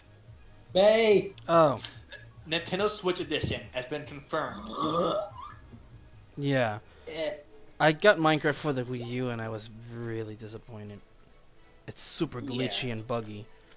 I can't even play my Mine's not level. glitchy I at made a all. level and now when I try to load my level, it crashes. It freezes my system. I can't even play it. So like, Yeah, that happened to me a couple times. I kind of regret buying it, and honestly, it's a huge disappointment. So I don't know if it'll be the same with Switch, but at this point, I think I'm just gonna stick with Minecraft on PC. Yeah, the PC version's better. I mean, the Xbox version was good, and the PlayStation probably is good too, but for some reason, it hasn't been working well on Nintendo. So let's see what happens with the Switch. Yeah. Now, speaking of the Wii U version, they are bringing back the Mario Mashup Pack that was on the Wii U version. Yeah, that's just a Nintendo bonus. Well, yeah, but honestly, I personally enjoyed playing on the Wii U version. I haven't had any issues, unlike apparently since you guys had, and I kind of feel for that I actually didn't. So I actually don't understand your pain. But from my perspective, the Wii U version was pretty good. I just wish they would have I don't know. It's just, there wasn't much to it for Minecraft, and I looked at PC. There's a lot more to it.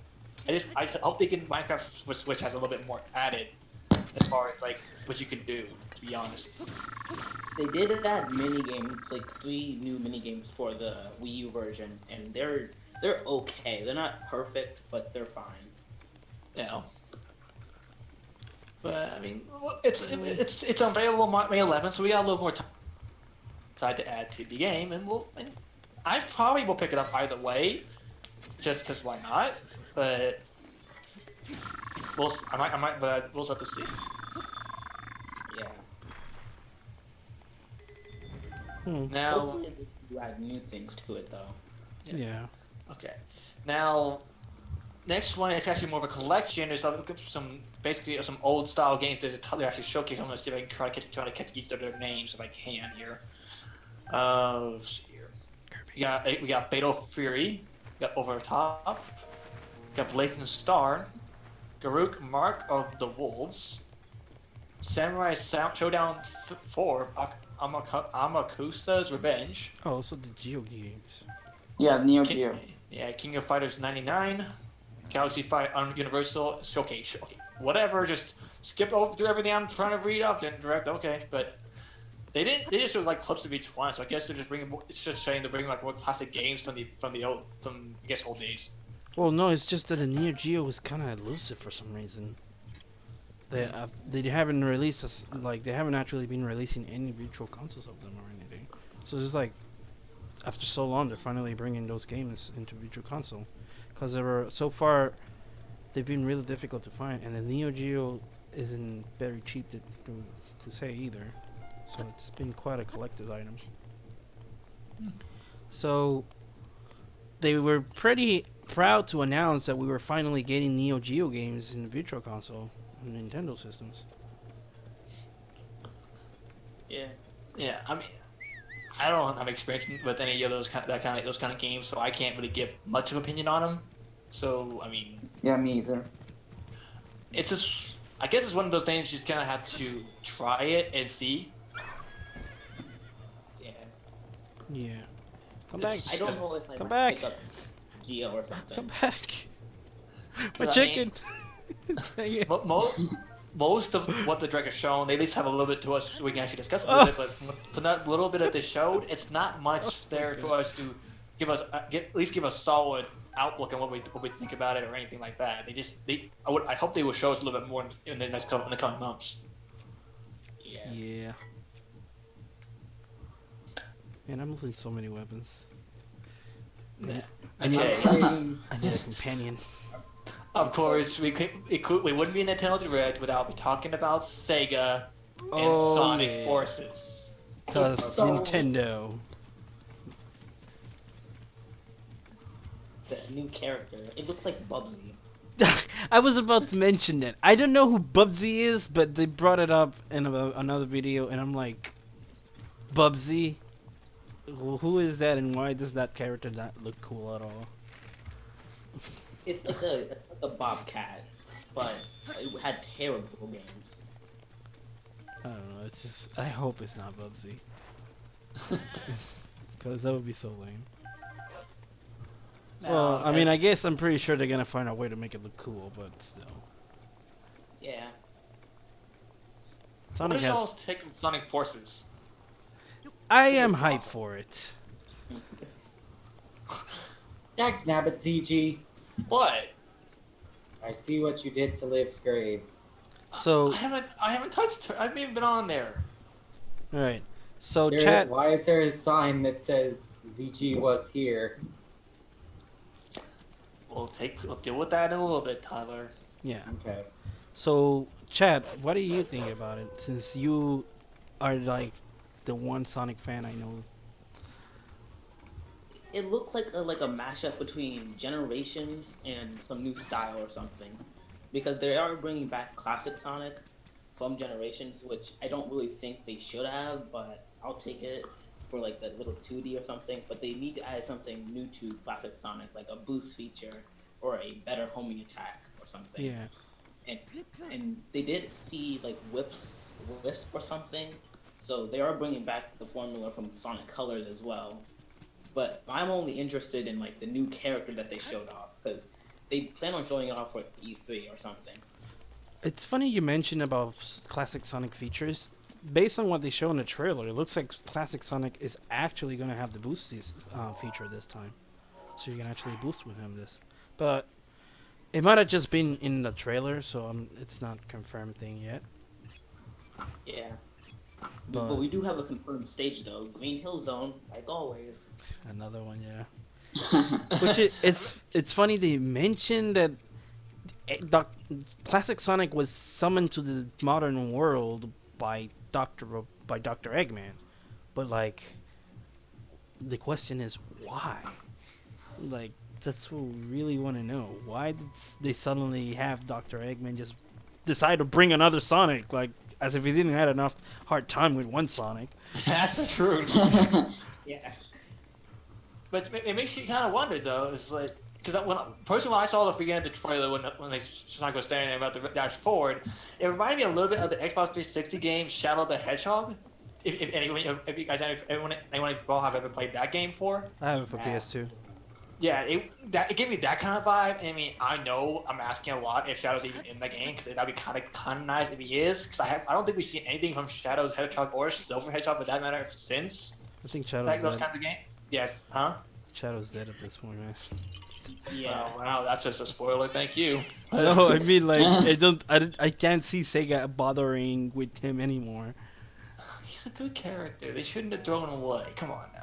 Thor was also a good character, but he only got that one game, and it wasn't even a good game, and just threw him to the side. I mean, if Sega does something like Tail Sky Patrol 2, then Oh, maybe we can please, see no. Shadow coming back. Oh. Please put out RIP in the comment section for Shadow. Yeah, Shadow. please. But honestly, I've played a few Sonic games. I do enjoy a good Sonic game, and this one definitely looks interesting because I never played with the classic Sonic before. I can definitely see I'm gonna picking this one up.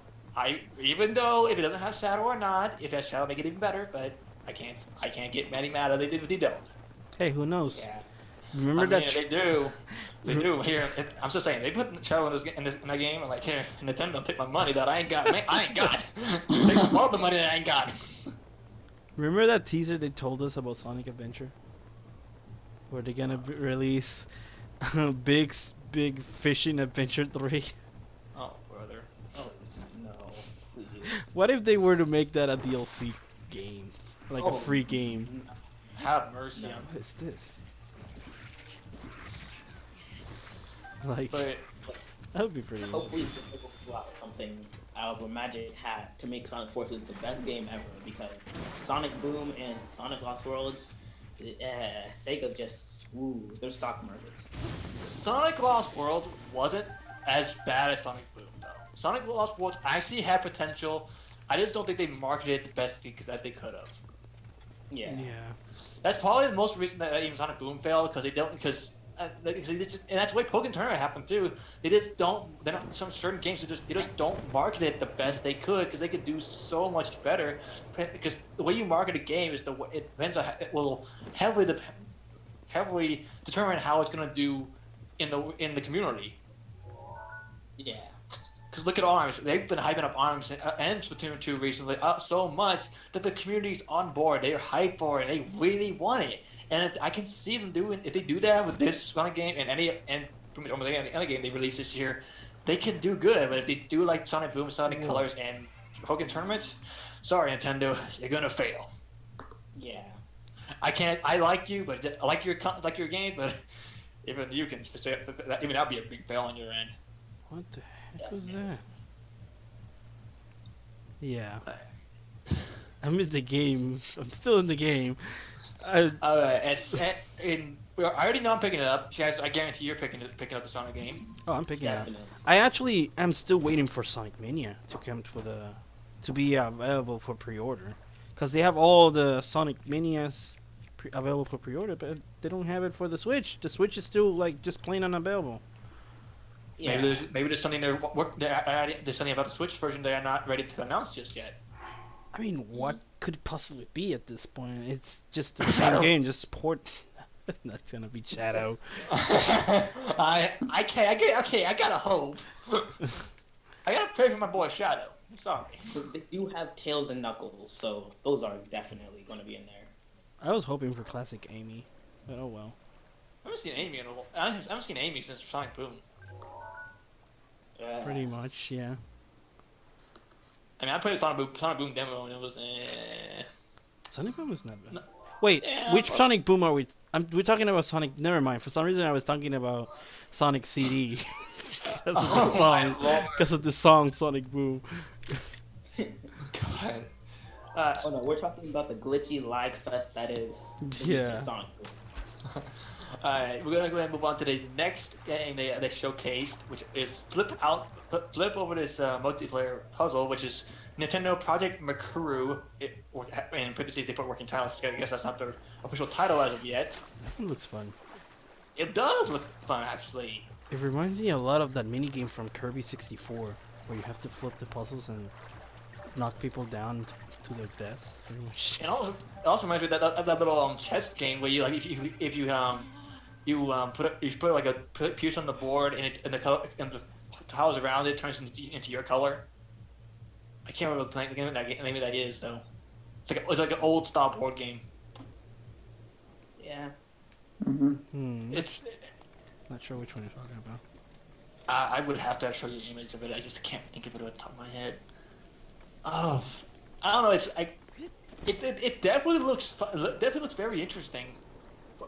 As I like not much of as the real strong game just to play like.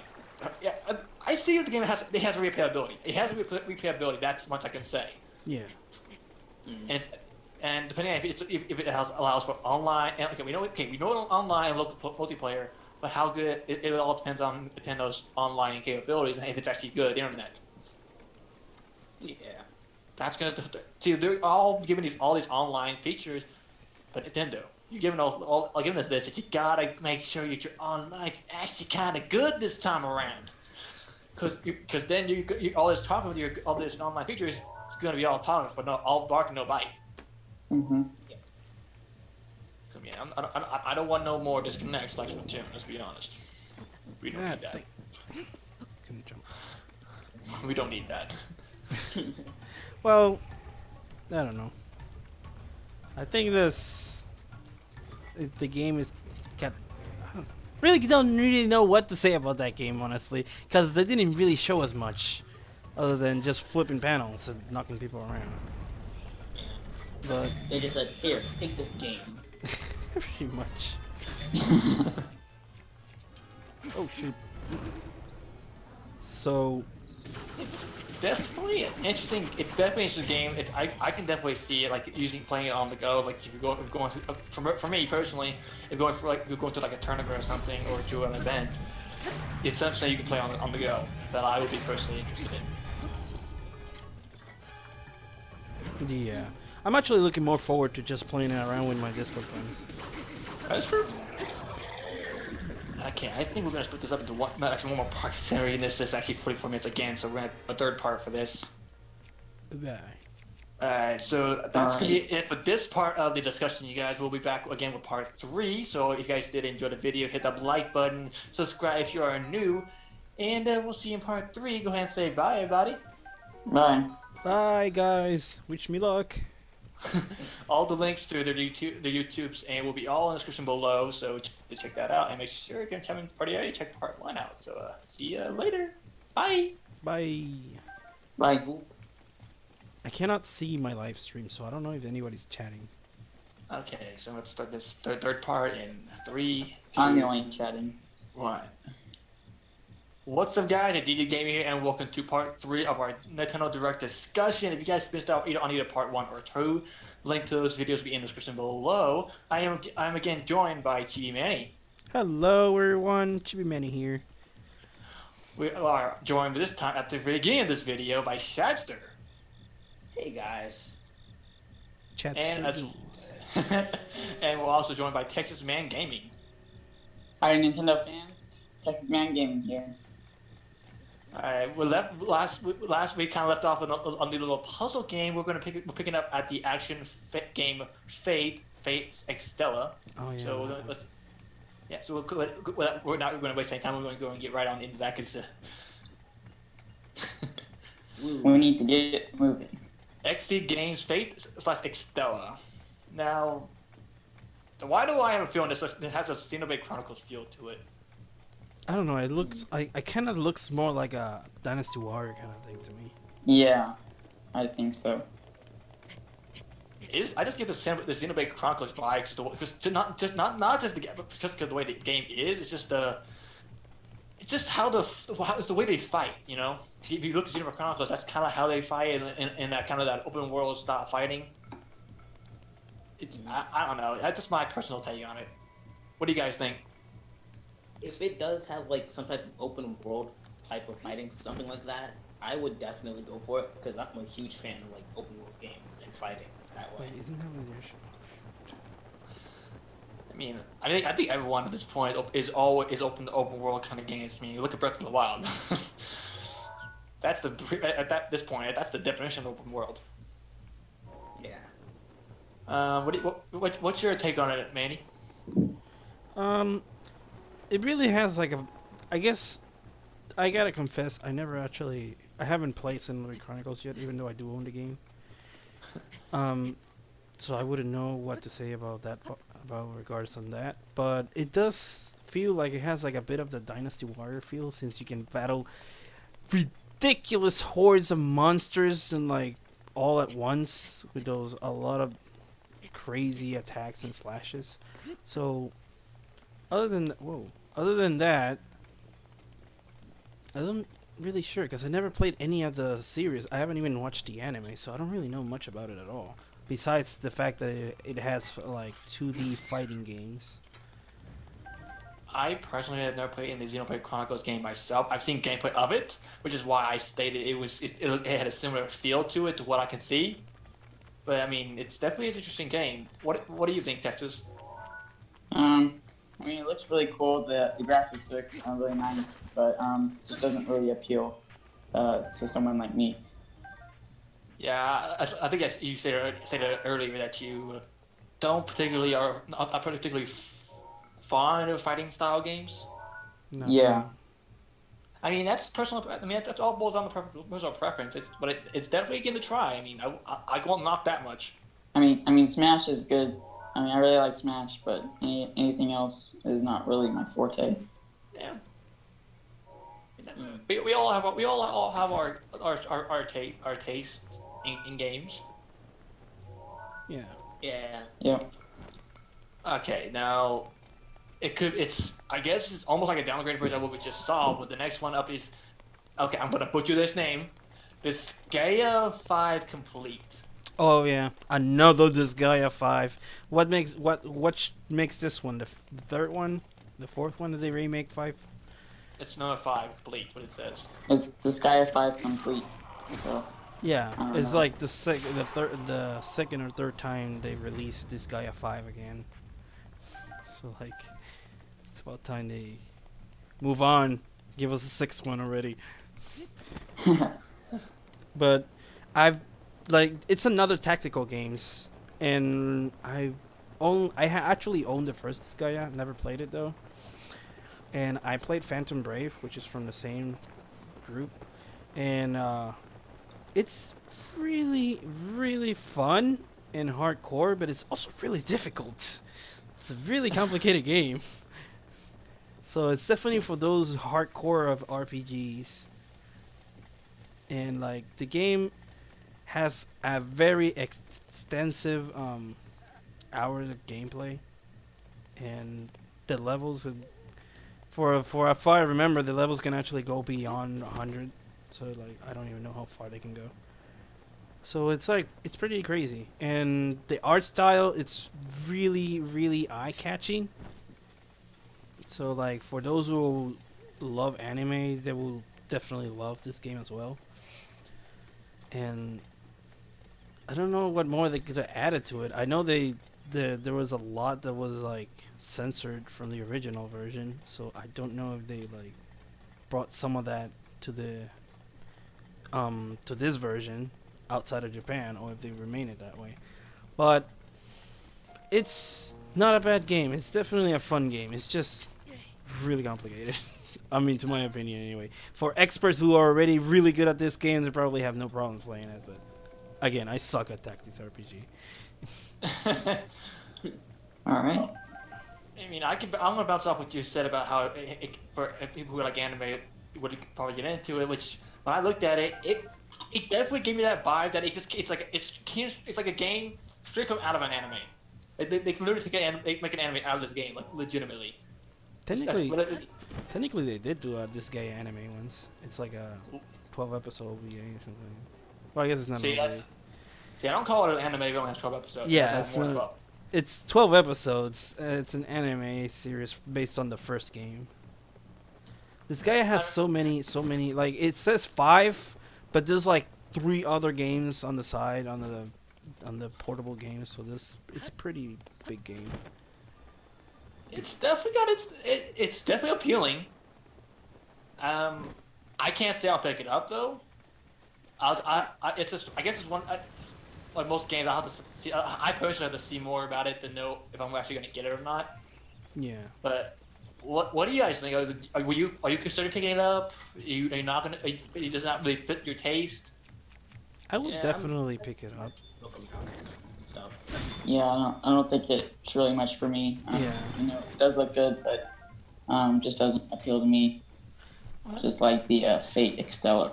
Yeah, I would definitely pick it up if it wasn't for the fact that I suck at it, so I kind of gave up on playing those type of games. So likely I will not be picking it up, but I would love to. But at this point it would be wasting my money because I don't think if I pick it up I will play it ever. It will just be sitting on my shelf. Yeah. So yeah. And did you say you was gonna pick it up? Yes or no, Shadster? Oh no! If I have like all the games I want for the Nintendo Switch, and I decide, oh, I need more games, it might be one of those games I might pick up. Okay. So it's about 75, 25. Three not wanting not pretty much not gonna get it, and me being the one that I'm gonna kind of keep my eye on it right now and see how from where it goes. But I mean, it's all good. Okay, so we got the next one is 2 classic puzzle games face off. Puyo Puyo Tetris. Yes. I love the Now- Puyo Puyo series. I like Tetris, so this might be interesting.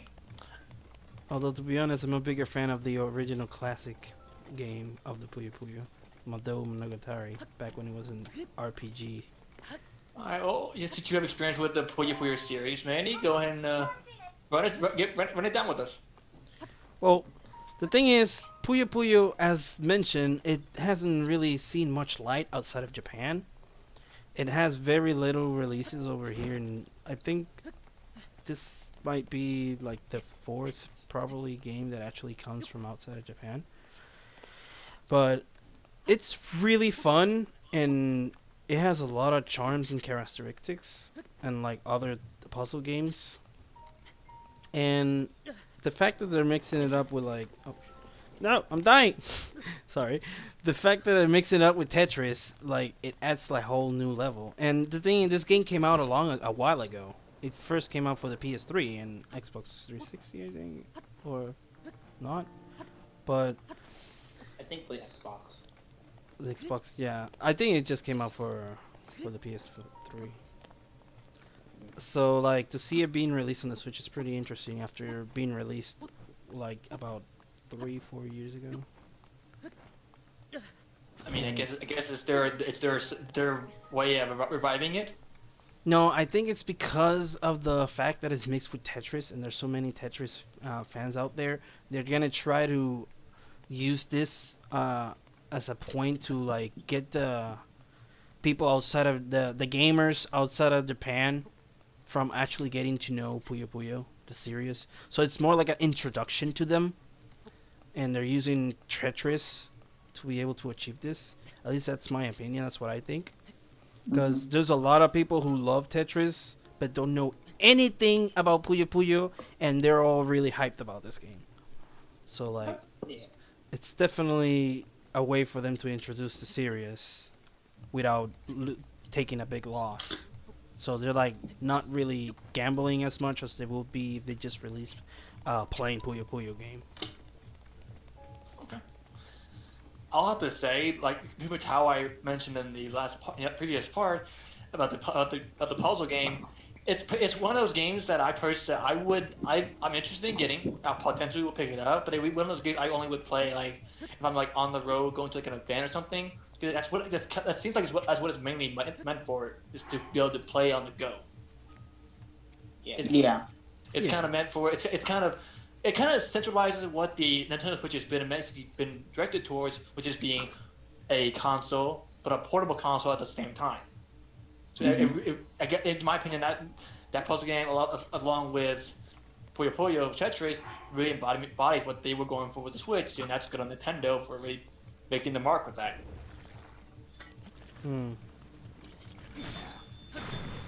What do you think, Texas? I'm mostly in it for. Oh, you can go ahead, Chester. Go ahead.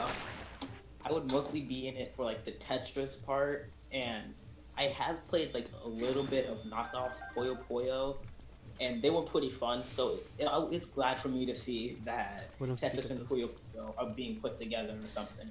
We don't speak of those. Like, the Robotnik's Mean Bean Machine didn't exist, okay? It doesn't exist. Oh, how do you know?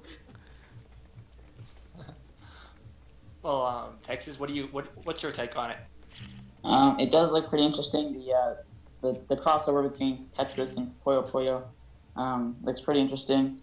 I'm excited to try it out. So yeah, I'll pick it up, and I'll definitely try out the demo first. So. Well, it's this say I believe you said that the demo was available already, so you can just try it out on Yeah. the Switch. So take that was for what you will, but not all of us have switched yet. Well, yeah. I mean, if you have a PS3, make up a Japanese account and download the demo. You can try it out from there. That's how I did it.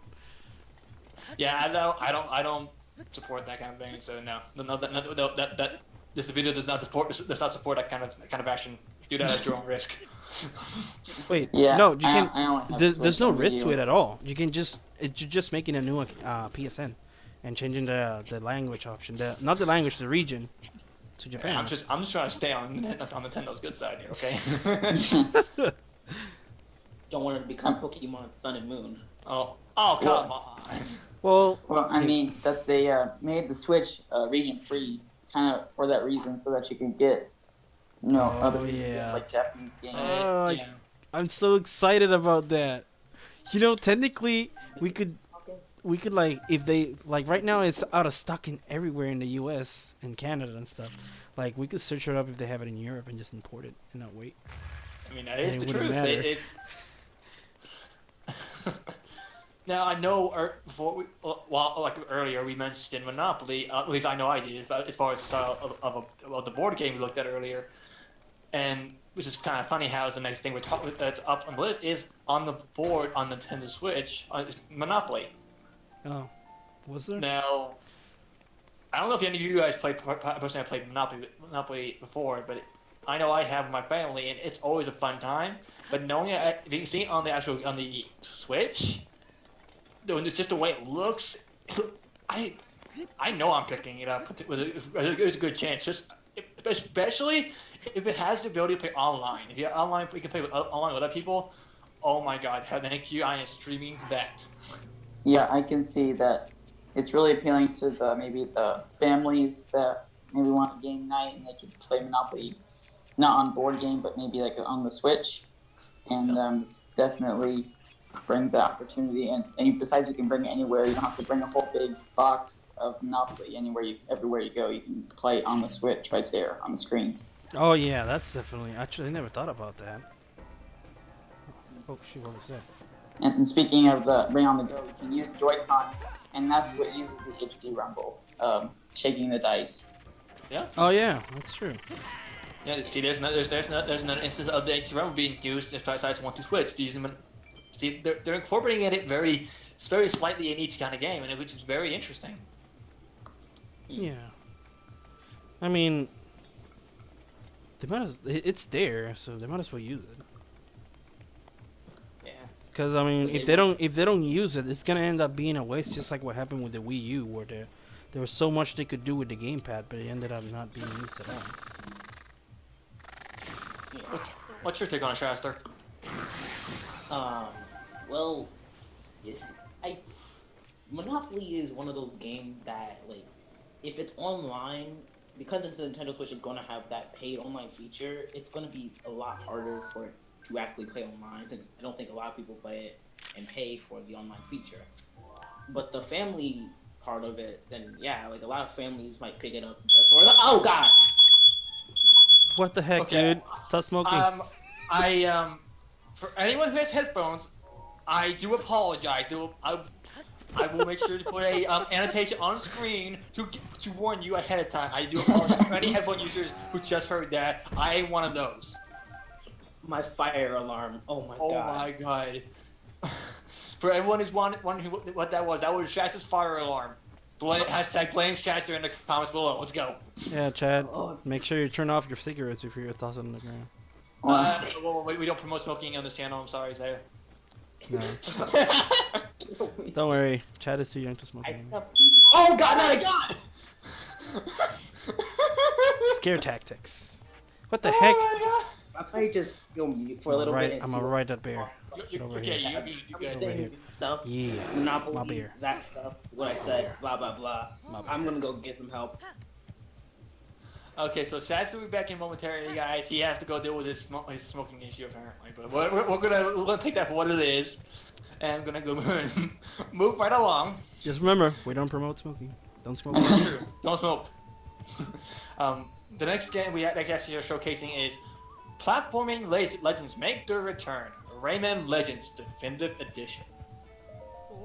I haven't played Legends yet. I have Rayman's Origins, but I haven't finished it. I've played a demo of Rayman in Gaming Exchange multiple times, and it's really fun.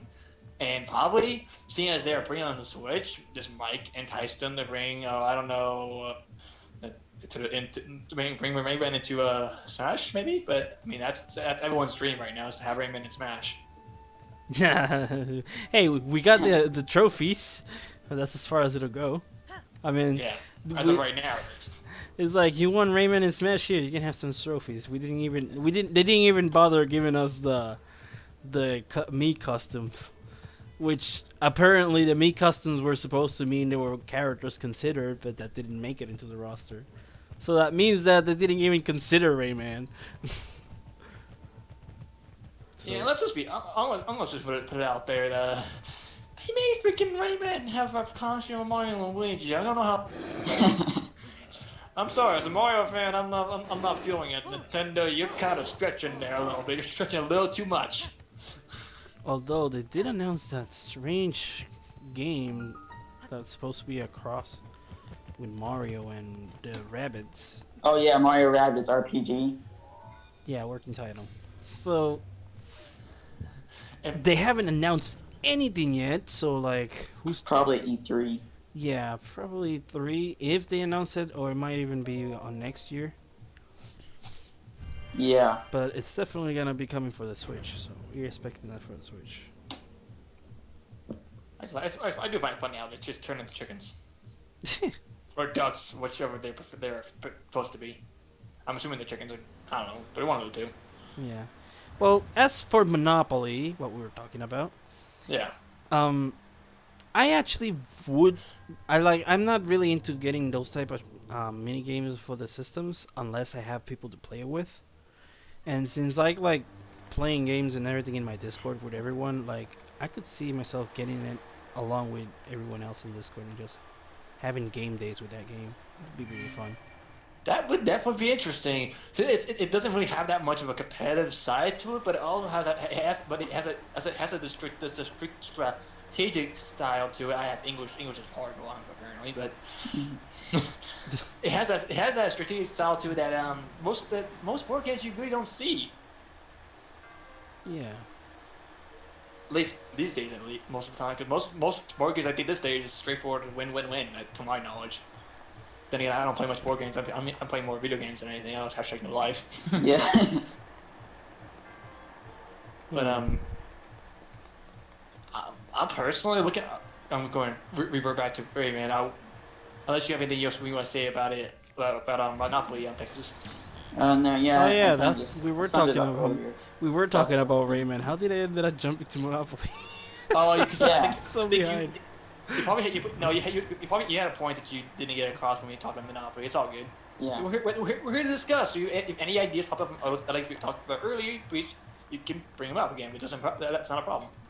Well, one thing I've always said about video games is that doesn't matter how crappy it is, if you have a set of good friends that are like really open-minded about those type of things, then you always have a good time. You always find a way to have like make fun of the game and have a good time and just have fun in general. Like I used to play with my cousin this game called Pac-Man Fever, which is kind of like another Monopoly or Mario Party kind of thing with Pac-Man. And the game sucks, dude. It's so bad. It is so bad. Never play it. I don't recommend it. But so long as you're playing with Shots someone who you fired. can have fun, like just the fact that you can wreck your friends in a really bad, crappy game, it's satisfying. So like, it's fun. So definitely Monopoly. If like enough people get it in my server, I could definitely see myself getting it and making game days with that, and even making videos for YouTube with that game. Like, it's just it's definitely one of those games that can bring people together and bring a lot of joy. It's really fun. Yeah, Monopoly definitely is one of those games that I guess as I said probably what I actually see it, but it's one of those games you can just sit and play after a long hard day at work, just relax because you ain't gotta stress too much about it. It's that you can just relax and just chill. You ain't gotta like, oh well, I gotta do what I gotta go get this, gotta go do that. It's not like not really too extensive on the mind like how like Final Fantasy, like Chronicles Breath of the Wild is, where you have to go. You're always doing something else and trying to find like pieces to a quest or something like that. Yeah. Mm-hmm. But let's switch back over to switch back over to Rayman. Yeah.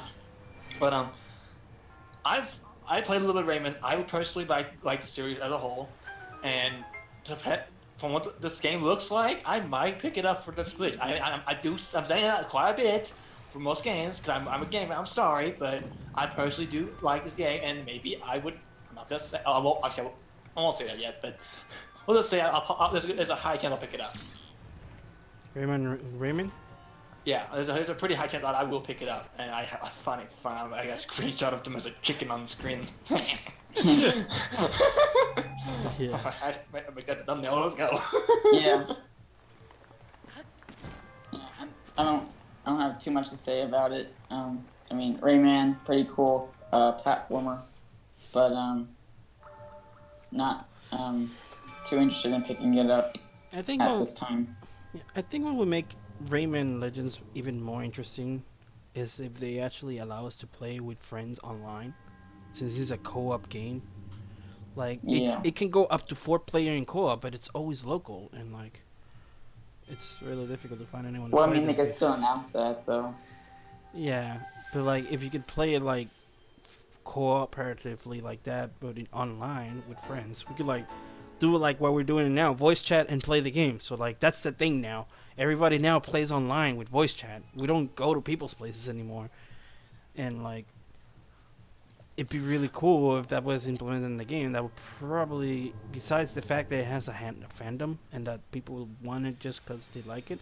But the truth is, it's still a remake of a game that many people already own. So I don't see it selling as well as it would have with the original one that they released, the first Legends.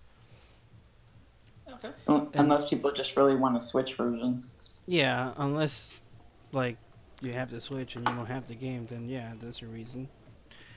But this they didn't announce anything new besides you get to play with the Mario Brothers costumes. Yay! It's just a hat and a jumpsuit. So Which oddly enough looks funny and just funny on them. yeah, it does look pretty funny. And before custom Smash, they have a freaking Rayman costume for Mario and Luigi. Oh yeah. I'm waiting on it now. Yeah, Also, Ray Man. Yes, we are talking about Rayman right now.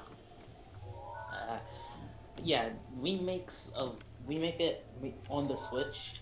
It's if people already have it, they're not gonna get it for the Switch or something like that.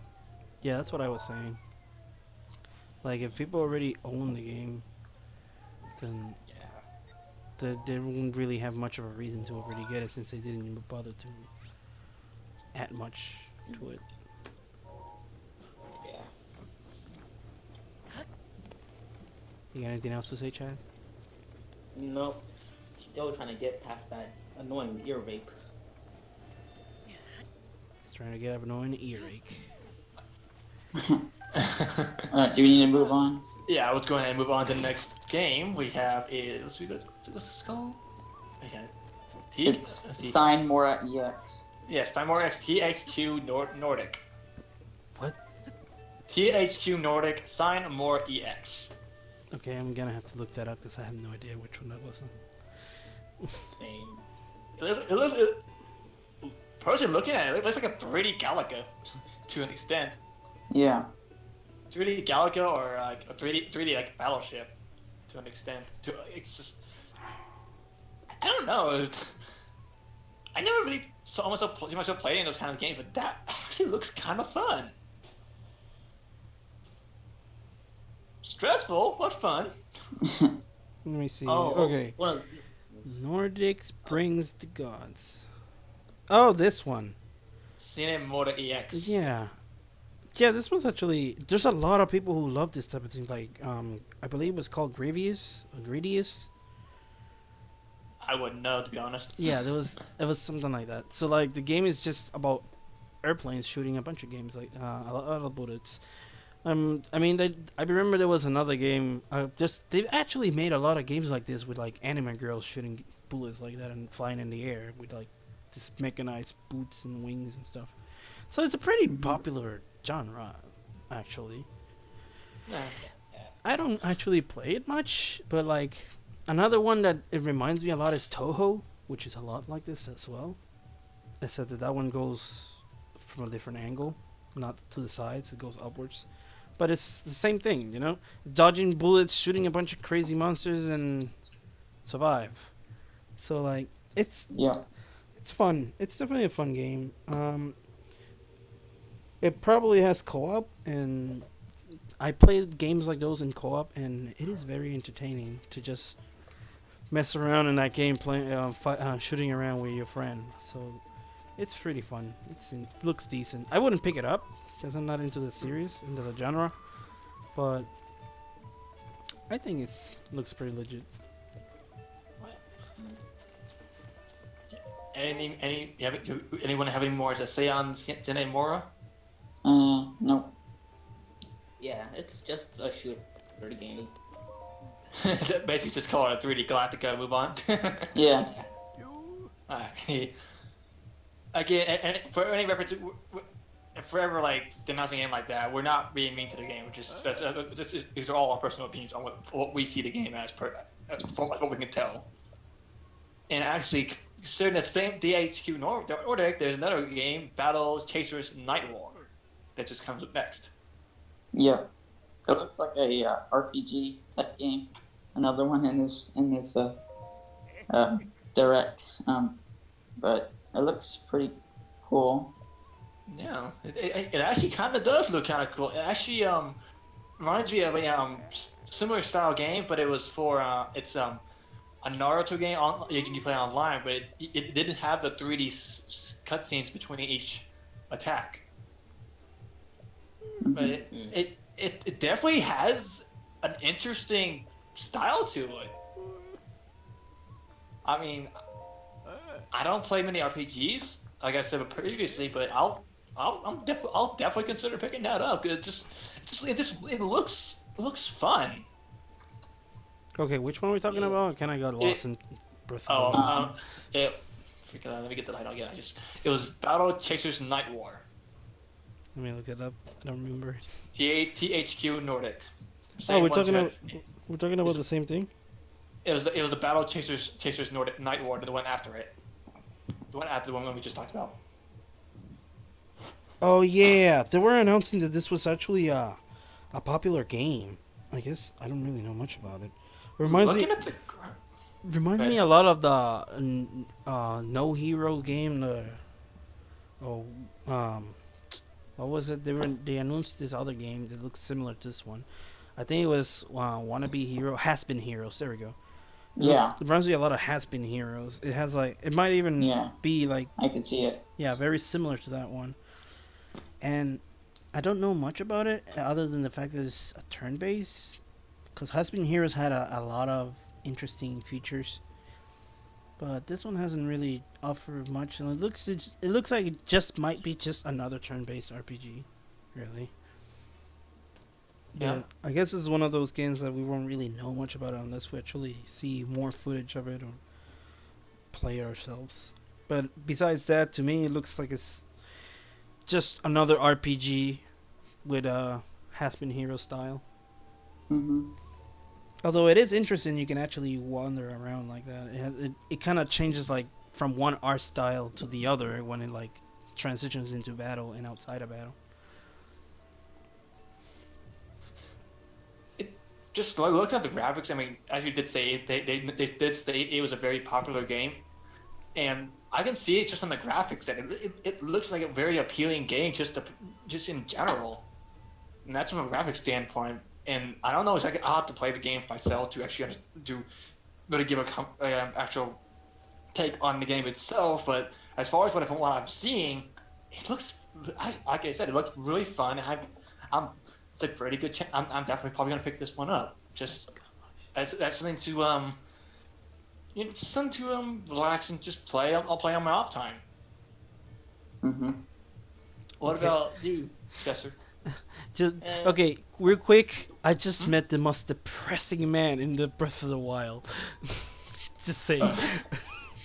Oh my lord! Yes, anyone who's watching, She-Man has been playing Breath of the Wild throughout each part of this discussion, mind you.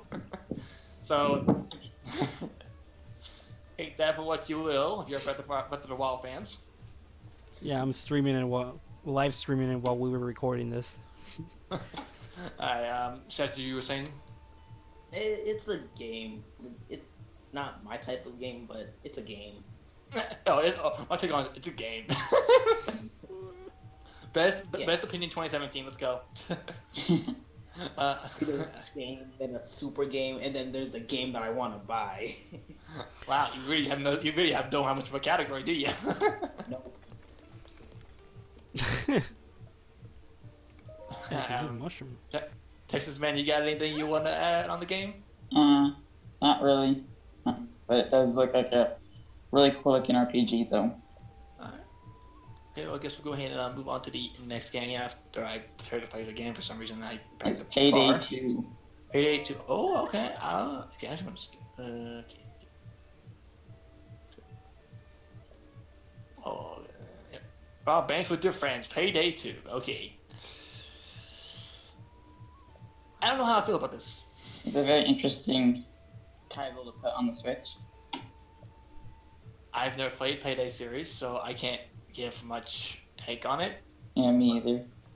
But then again, I'm not too much of I don't play too many shooting games in general. I mean, besides Platoon, but that's different. That's not really. I'm not gonna get into that, but It's special. yeah. Okay, we'll put it that way. It's special. It definitely stands out from all the games they announced. It's like they have all this fun, friendly games, and suddenly they just put this game with guns about stealing all this stuff. I mean, like, but it is co-op too, I think. So. yeah, but I mean, I just found it surprising that Nintendo suddenly threw a mature game in between all these fun, friendly games. It's kind of like with the Binding of Isaac, though. That one was rated mature too. That game is disgusting. I personally, like I said, I'm playing no shooting games. But have any of you played any that any relation to Payday 2? Yeah, it's a really fun game with local co-op. It's like I do play with my brother and stuff, and we do hang out on like creating heists and doing the heists actually, and just having fun playing it. But I wouldn't play it for like a long period of time or anything like that. It's kind of one of those things. You pick it up for a while, play it, and come back to it later down the line. Yeah.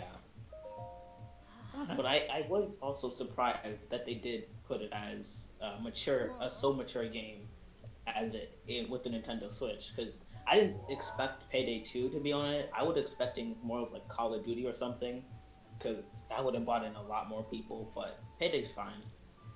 I guess considering the nature of the Payday 2 and just the Payday series in general is probably why they put it as a high rating.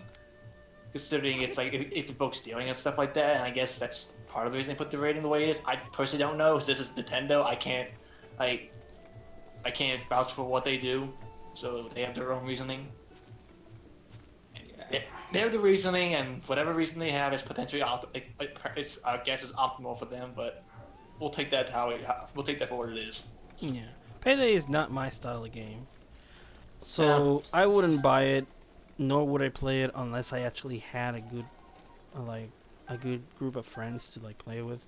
Like if Shadster were to like, hey, you want to play me and my brother Payday? I'm like, yeah, let's do it. Sounds fun. And like I would just do it for the kicks of it, really. Mm-hmm. It's the only reason I play this type of games, just for fun with friends. But besides that, I'm definitely not into it, so I don't see myself buying it. Okay. Without much to say, we're going to move on into a legacy of greatness on Nintendo Switch, Namco Museum. Ooh, again. All the classics. Most of them, anyways. Pac-Man, Galaga, Splatterhouse, Rolling Thunder, Splatterhouse. Sky Kid, Tank Force, all these games. Well, look at you. Look, Digging Dead. That's classic right there. I haven't played that in a few years, actually. What the heck? But, it's definitely interesting. It does appear as though Texas Man, you have quite a big experience with these kind of old style games. So No, I was just listing off all the games. Well, at least you know what they are. So go ahead and give your opinion on the Namco Museum and would you consider picking it up? Not really, no. But I mean, I see fans of Pac-Man and was it Galaga and all these other retro games definitely would probably want to pick this up. Hey, Dig Dug is a good game. Yeah. Well, they co-op anyway. That's the one thing I liked about Namco Museum. They had like the classic, and then you can play like a modern version, and like the modern is like co-op up to 2 players to working together, and it's really fun. Oh, Especially my. Pac-Man, having 2 Pac-Mans there just numbing everything. It's really fun. Waka waka waka waka waka.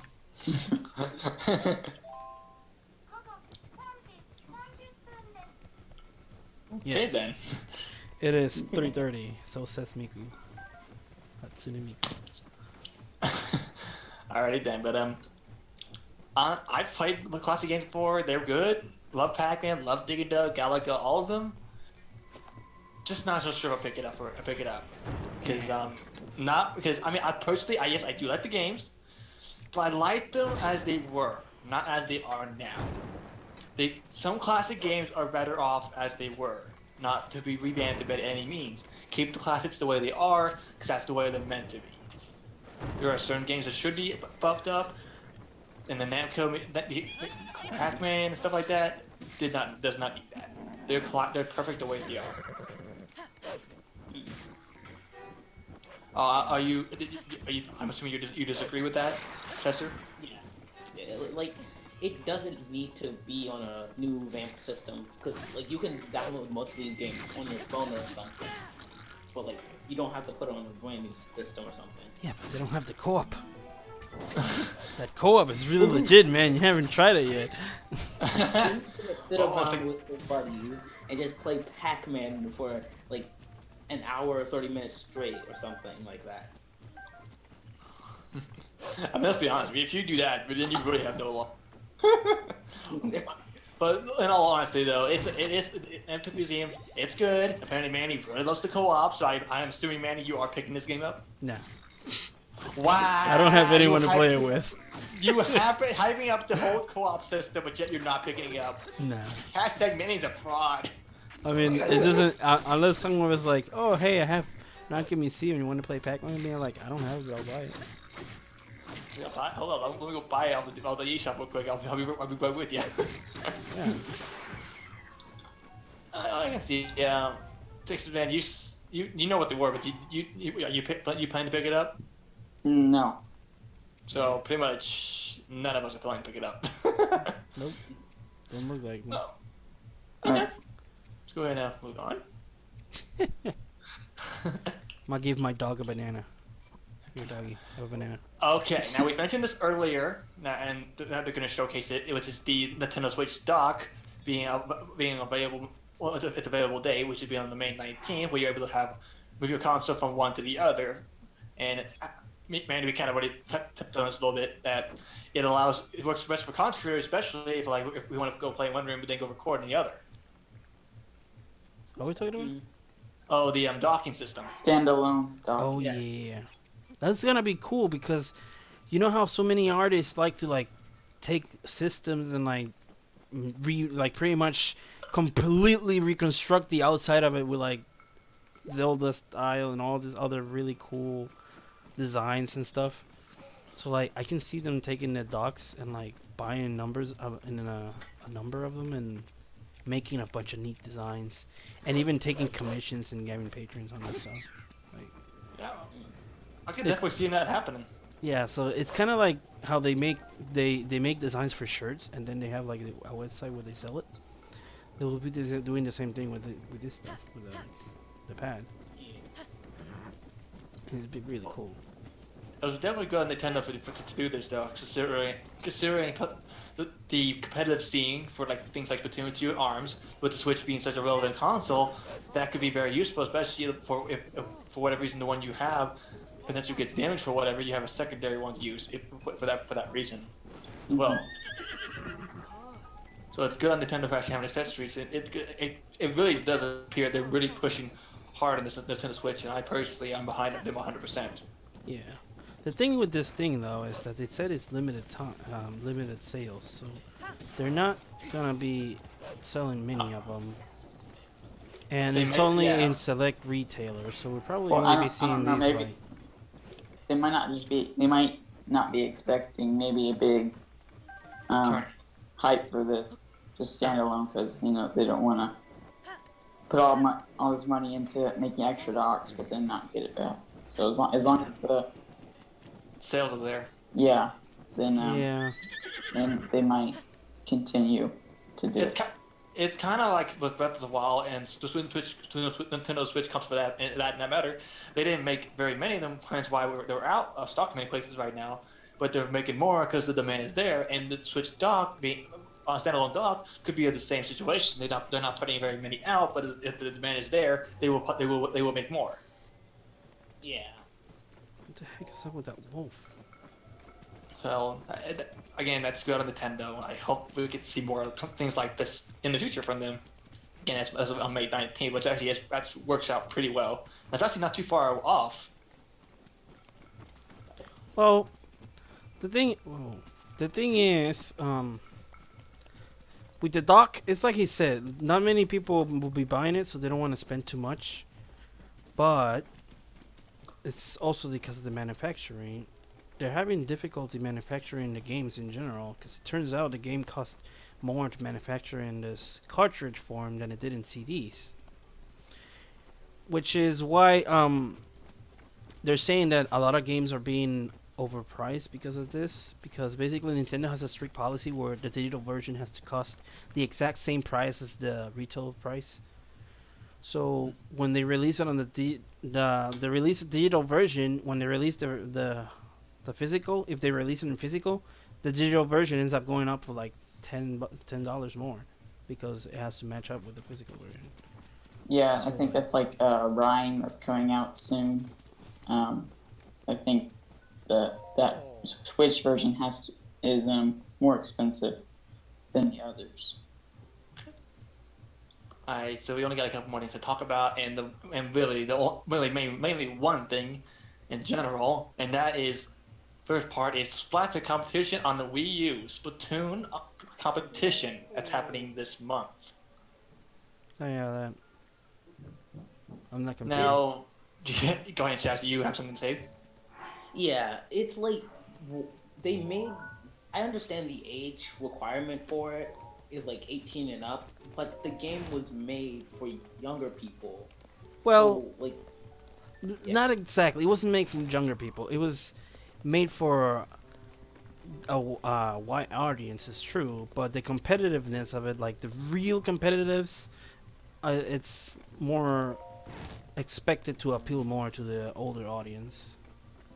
Yeah, Not only that, but also with the being of 18 plus, they want to be able to make sure that those who are competing were actually able to. I wouldn't say be a. I guess I wouldn't say there'll be of a more mature audience and be able to handle themselves in an environment like a competition. Because I guess there's. I mean, I'm not saying younger people can't do it.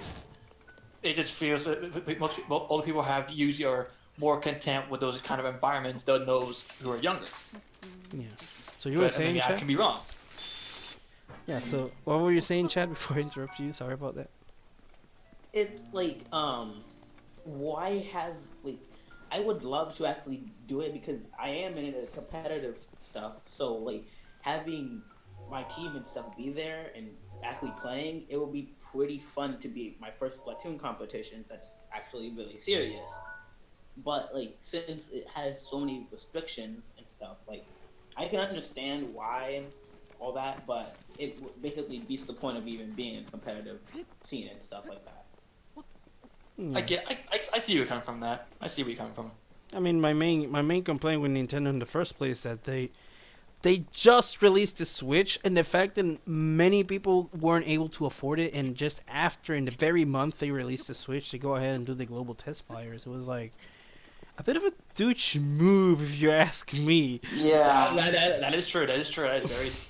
I'm not gonna lie. Because I mean, Yeah. the vast majority of people wanted the Switch, and they couldn't get it, and then the fact that it's a huge slap in the face that they just went ahead and did the global test fire after release, knowing full well that they couldn't get it. So like, it's really disappointing and very frustrating. So I personally, I'm pretty upset that they did that. They didn't even wait for yeah. us to be able to like get the game in order to like everyone actually get a chance to participate in the global test fire. Uh-huh. Yeah. Yeah, they should have waited at least a month or a month and a half at least Or because released it at the beginning of March, and they had just announced Splatoon 2 and stuff. Well, honestly, I think they should have just waited at least 2 weeks after they bring back another shipment of Switches. Because, I mean, come on. They don't have it anywhere. I mean, they have not. There's still a chance. I mean, I know it's a very slim chance of that, but maybe the next shipment of Switches, they may have another global test fire before it comes out. Seeing as though there's a couple of maps that came out, and there could be new weapons shown at that time too. Oh, that's undoubtedly. They definitely will do another one, but it won't be like the first one. It'll probably just be one more day, like they did with the Wii U Splatoon. Yeah. Where right before release, they went ahead and did another extra day. And Unless they really want to test their servers, they'll put a couple more days, and that's really if they wanted to push it. I mean, it is Nintendo though, so I mean, who knows? But they surprised us before. yeah. You have anything to add, Texas? Yeah, I understand that many. Now everyone was able to play it. I was able to get the next restock they got at GameStop that week before the test fire, so I was able to get it in time. But I can see that not everyone was able to get Switches at the next restocks. Yeah. I mean, and we're reverting back to competition real quick. I personally understand again where perception is coming from, because I actually personally wanted to compete in the tournament myself, and most people I play with, however, are under the age limit, so I was unable to compete on our teams. I mean, because most Nintendo didn't understand. Most people, they don't always play with the older audience. There's people who play with younger audiences too, and they just mesh very well together. And they should give it an idea to where, oh well, as long as you have at least 1 or 2 people on your team is of this age frame, you should be able to bring other ones who are just slightly under the age, as long as they're above a certain age limit. But that's my personal take. There's still a risk by allowing that, and that's the risk they're trying to avoid. Well, I get why they're doing it. I just feel as though they could have be a little relaxed a little bit on it, to not too much. At least give a little bit more room for those who enjoy the game, especially if they're targeted towards a younger audience. But I mean, it's what's done is done. We can't really change what Nintendo is doing, and there's good guarantee that they will do more competition in the future. Really, this is just for E3. It's probably just to test to see how Splatoon competitively can work. Yeah. Yeah, that's true. I mean, Didn't they do like EFL? I think the other reason why there is restriction is because of the nature of the game. The game is so competitive. The audience of that competitive group is like, they can't be pretty savage per se, and like they don't want to like expose minors into that type of like content when it comes to like talking and stuff, because there have been incidents of stuff like that during tournaments and stuff. Yeah. People will like literally be very unsportsmanship, so they don't want to like have any sort of abuse, verbal abuse or anything like that towards minors, and then have their parents like complaining about it. So they want to avoid all that type of stuff from happening. Hey, anyone have any last thoughts on the Splatoon competition in general before we move on? I just wish I could compete some. Hopefully Nintendo will grant your wish. What the heck is happening? Alright, so I believe we're going to head on to the very last thing that this direct has to show, which is the other main focus of the direct, which is Splatoon 2. Yeah, boy. And this new battle mode that they show. So Splatoon 2 zombies, basically. Oh man, I can't believe I forgot about that already. Okay. I was not hyped at all about Splatoon, basically because I don't like shooter games that much. To be honest, I wasn't even gonna get the first game. I got convinced by some Miiverse friends to get it, so I got it just so I could play with them. That's the only reason I got it. But I'm not into I'm not a competitive player, so I'm not into competition. And when I was playing Splatoon, I mostly just to have fun with friends. So that's why mostly when I play Splatoon, it's just private battles with friends. So when they announced the co-op, I was for the first time really hyped for Splatoon just because of that mode. So I'm looking so forward to it right now.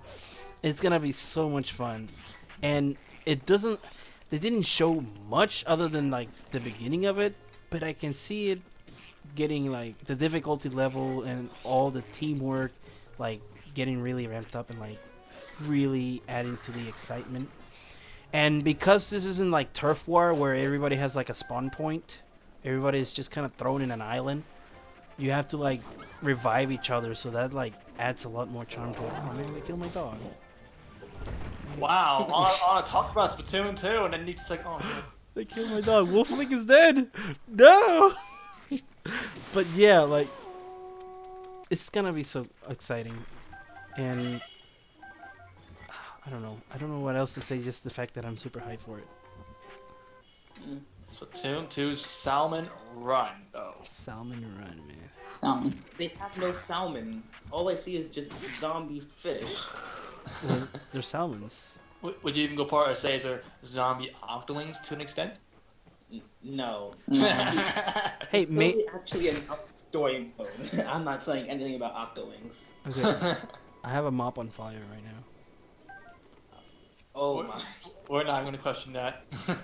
Never mind, it's not on fire anymore. Let me ignite it You again. do you. But yeah, with the salmon run, hopefully, like I want to see how they're gonna do it with voice chat because there people are saying Splatoon 2 might have like an app or something for voice chat. So if voice chat is an actual thing, salmon run might be the excellent place to do it. You get your friends together and hop on voice chat, boom, and start doing some salmon run or whatever. Yeah. Well, the voice chat is not actually an app for the game. It's an app for the system. Nintendo Switch is gonna have a mobile app where you can connect and like actually talk and voice chat in games with friends that are on your friend list. So they're finally bringing voice chat, but they're still keeping it exclusive for people you know. Hmm. And it has to be with the mobile app. Hmm. Yeah, I wouldn't want to go into like a random turf war and then go into voice chat and then have some Japanese people saying, "Why you do this?" Or whatever. Well, we also don't want a repeat of what happens in Call of Duty, where as soon as you go in, people are just cursing at you in all sorts of languages. Yeah, I can understand why they only have it for friends, because then you don't know Yeah. how the other gamers are gonna act that you don't know. That is the truth. Well, it's also the fact that they're making sure that people you voice chatting with are people you know, not some random stranger you just met online. Which is why Nintendo's been holding back on that so much. I mean, when you think about it, they might have gone a bit too far when they decided to release the Wii U chat system, which nobody uses because of that reason, because it's just too awkward to use. Oh man, I died. It's just too awkward to use and risky at the same time. But like Yeah. this time they're not implementing it in the system, they're having it on mobile. So like you don't have to worry about having to like quit the game or anything. You can just talk with friends about it. And like I believe the mobile app says that it's gonna be showing you don't need to be on the system. It's just gonna show you which one in your friend list is online and what they're playing. So you'll be able to like interact better with friends. And in this case, you'll be able to like plan out activities and everything, and like just jump in, and like it's gonna be so much fun. And it's not just in Splatoon; it's gonna be for every game. So like Mario Kart and all the stuff, like it's gonna be so much fun. Yeah. Like it's also one of the things besides Splatoon that I see it being really good. It'd be like with arms when you're playing that 2-on-2, where you can like be sharing strategies with one another and stuff like that. Mm-hmm. Yeah. So like it's gonna be pretty interesting. they haven't really dwelled much into details about what the app will offer or how exactly it's gonna function. Yeah, they haven't announced anything for online at all. Yeah, so right now the app has kind of gotten somewhat obscure at this point because they kind of haven't mentioned it at all anymore. But Yeah. I'm, it has a lot of potential based on what they described of it. And with Splatoon, with the Splatoon the Salmon Run, it it's definitely gonna be like very well. It's gonna be like really upped up the playability of it. Like I can see it becoming really a really big thing. It's also we also Yeah. gotta remember that so far Splatoon was only releasing just competitive modes, splat zones, all that stuff, the rank battles, and the whole rank battle thing became. It took a bit of a unexpected turn that Nintendo did not foresaw coming. Yeah. So like they're trying to appeal to other people who aren't into it for competitive reasons, Yeah. and so like they can win back some of the younger audience that kind of gave up playing the game because people got too good. They took my advice too much. Yeah. So with Salmon Run, and for all we know, they're probably gonna bring us more modes besides Salmon Run. So Yeah. What do you guys think about Yeah, I'm Salmon Run sure. in general? it's I awesome. think it's a great idea. I think it's awesome. I think Yeah. it's fantastic. I did like the boss idea, like how if it's gonna be in waves, like every wave or something, there'll be different bosses or whatever, and there'll be like a bunch of AI just coming at you, and you have to fight all of them. Yeah. I personally, when I look at that at a Salmon Run, this is my personal perspective. I mean, you may think the same thing too. It's just it gives that zombie feel like how Call of Duty is, but at the same time, it kind of feels like almost like they're saying, "Hey, we've given you this training area in Splatoon 1, but here's a way you can also not necessarily train yourself in Splatoon 2, but I feel as though with the Salmon Run, it can definitely help with your reaction time, Yeah, and especially positioning. yeah, especially for like chargers and rolls like stuff like that, because when you're ambushed like that, you have enemies coming all around you, and it's similar to how a competitive match is. So I guess they're kind of say, hey, you gotta get if you want to do hit this go on a competitive scene, you gotta kind of get used to this how this style of fighting is gonna work, and you can't if you can handle yourself in a wave, you're better off. You can handle yourself in a match Yeah. to a good extent. Although I do Yeah, wonder the difficulty. How's it gonna ramp up? Like, I do hope they don't make it too easy, because I would hope not. if they, I would hope that as the waves go farther and farther to the bottom, the difficulty becomes harder. I'm And sure it is. like you can't just one shot the boss like at the early levels. Cause I've seen like to Charger was able to like take out the boss with one shot. I mean that's just Charger in general, but make it to where like later down the line the boss cannot be just one shot, not even by a Charger, which is Charger always potentially one shots its target. yeah, I realize it's really hard to sneak up on monsters where you can't hear your gameplay. And of course, we also know that they stated that there will also be Splatoon 2 amiibo, and that the Splatoon 1 amiibos will also be compatible. Oh yeah, but so far what they said the amiibo was just to like switch gear and stuff. They didn't actually give us much Which detail. it may be all it's actually used for, but I like that idea. Yeah, I mean, I would like it if they would at least finally give us like customs, like actual outfits from the amiibos into the Inklings. Like so many people expected to us having a Mario outfit in Splatoon 1 and it never happened. So like that'd be really cool, neat little Easter egg if they gave us that in the second one. Yeah. Like Now, you scan Link and screen. Now your Inkling's dressed like Link. That would be really cool. A really Yeah. neat use of the. And you can even level up the outfits and save it in the amiibos, or in the game. I don't know. now, pretty much seeing as though the amiibos are confirmed, we can almost pretty much guarantee that we're going to see amiibo challenges returning as well. Almost. Yeah, Now, most likely. I know I personally have played the amiibo challenges. Have any of you guys played the challenges from Splatoon 1? Yeah. The I the different sets of amiibos were somewhat the same challenges. Like the green inkling girl and orange inkling girl, those had some of the same challenges and they gave the exact same reward. So it wasn't really anything different to buy one amiibo over the other. But hopefully they do change that up. Yeah, I think the main reason they did that personally is so like you can have a preference of what color you like. Personally, I picked up the orange inkling, or the blue inkling boy, and the green inkling squid. Yeah. I actually have all of them.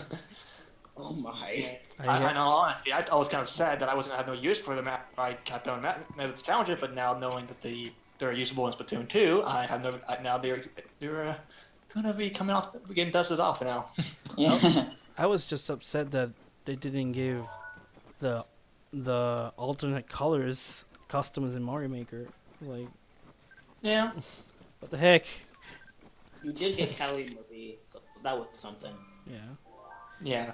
Now I know they did state that the information will be coming in regards to story mode. Now, because we can't get too much information, we can't really talk too much about it. But what do you guys? Is there anything specific you were hoping for Splatoon 2 story mode? I haven't It's played. going. Go on. Oh, it needs to have a bigger and better story based off like the online and play style and everything like that.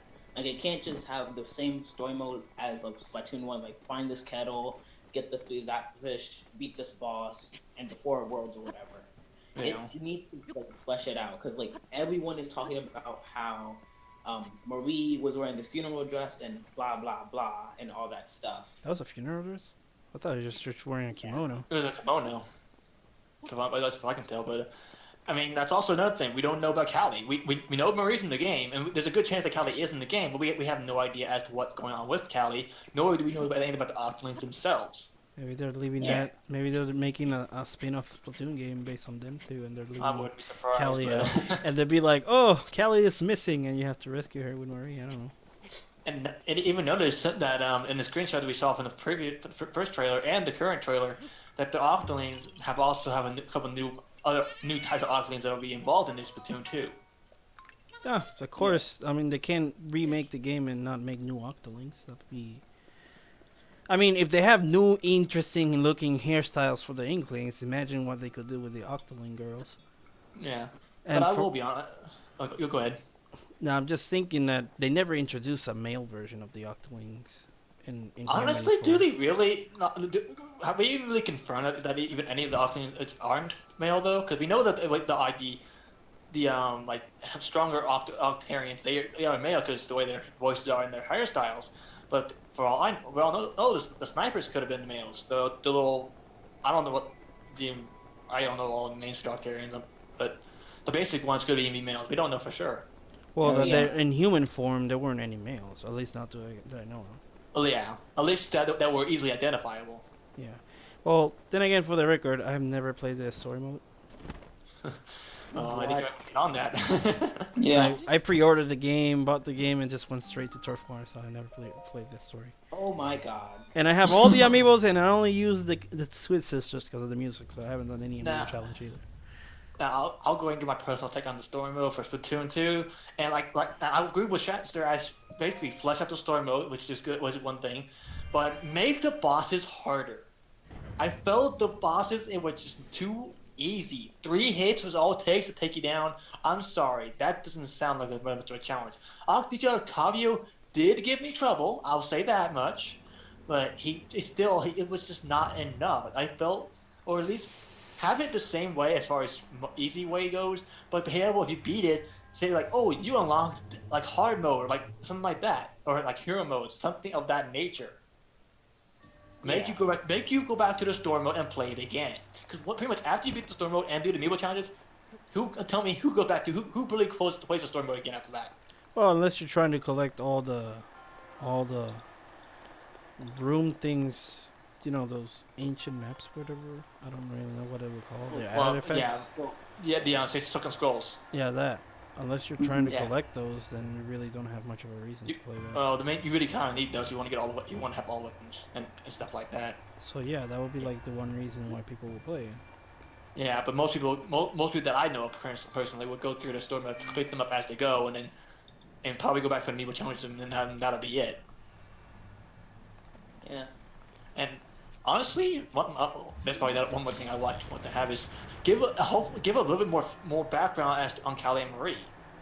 They really didn't give us much on them. I mean, besides that they were Agents 1 and 2 from Splatoon 1, but that really wasn't much. Well, there Like, wasn't much to give about them because the game wasn't based on them or anything. Like, well, that I understand, but so they did plenty by giving us some of their backstory, but like confessing that they're not actual sisters and they're actually cousins and stuff. Mm-hmm. yeah. But like, and it was a pretty interesting plot twist, which to me is all spoiler because I never played the story mode, but whatever. They're actually agents themselves. So like, Yeah. and Yeah. the second one, they're definitely gonna be adding a lot more. I mean, even though you guys didn't see it, it definitely looks like there's gonna be a lot more to the story, just by the little they show.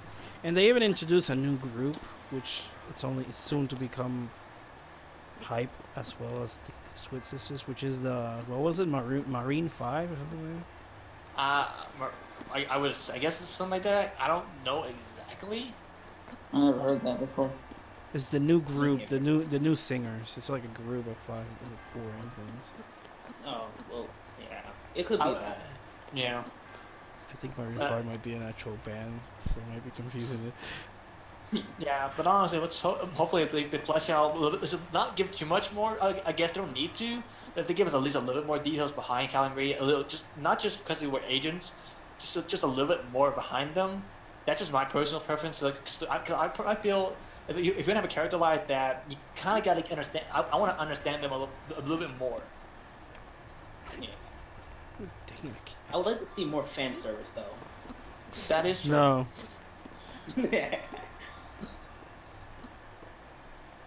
Okay, I think another thing is, I guess we can go quickly cover is we saw that they added ink rows for a towers. There. Now this wasn't really shown in this threat, but we know that from previously. Is there a potential part of the story mode from Splatoon 1 that you would prefer them add to Splatoon 2, whether it be in story mode again or online? There we go. Breaking the game. That's pretty hard to decide on. No. I mean, ink rolls. Everyone wanted ink rolls to be added to the online for Splatoon 1, and it didn't happen. But now they have Moray Towers, which I personally like. Which ones? Oh, how they added the ink rolls to the Moray Towers in Splatoon 2. I asked what if there was anything from the story mode that you would add from the story mode to Splatoon 2 for online, either be in story mode or online play, like they did with ink rails. Oh.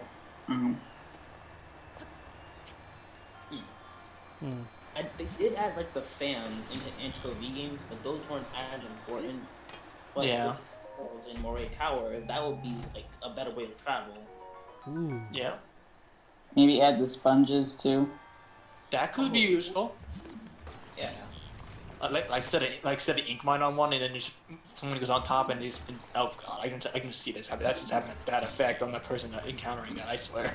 It could work similar to the pipes, like, because if you change it to the other color, then it's gonna go down, and then it might end up falling off. So it could be used like that. Yeah.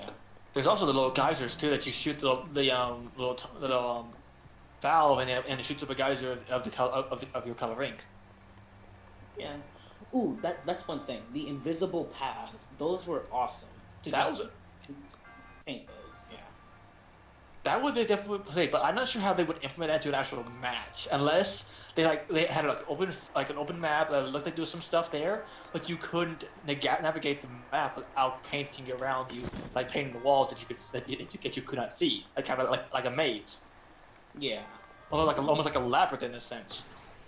I mean, that's probably thinking a little bit too outside the box, but I mean, it is definitely within reason.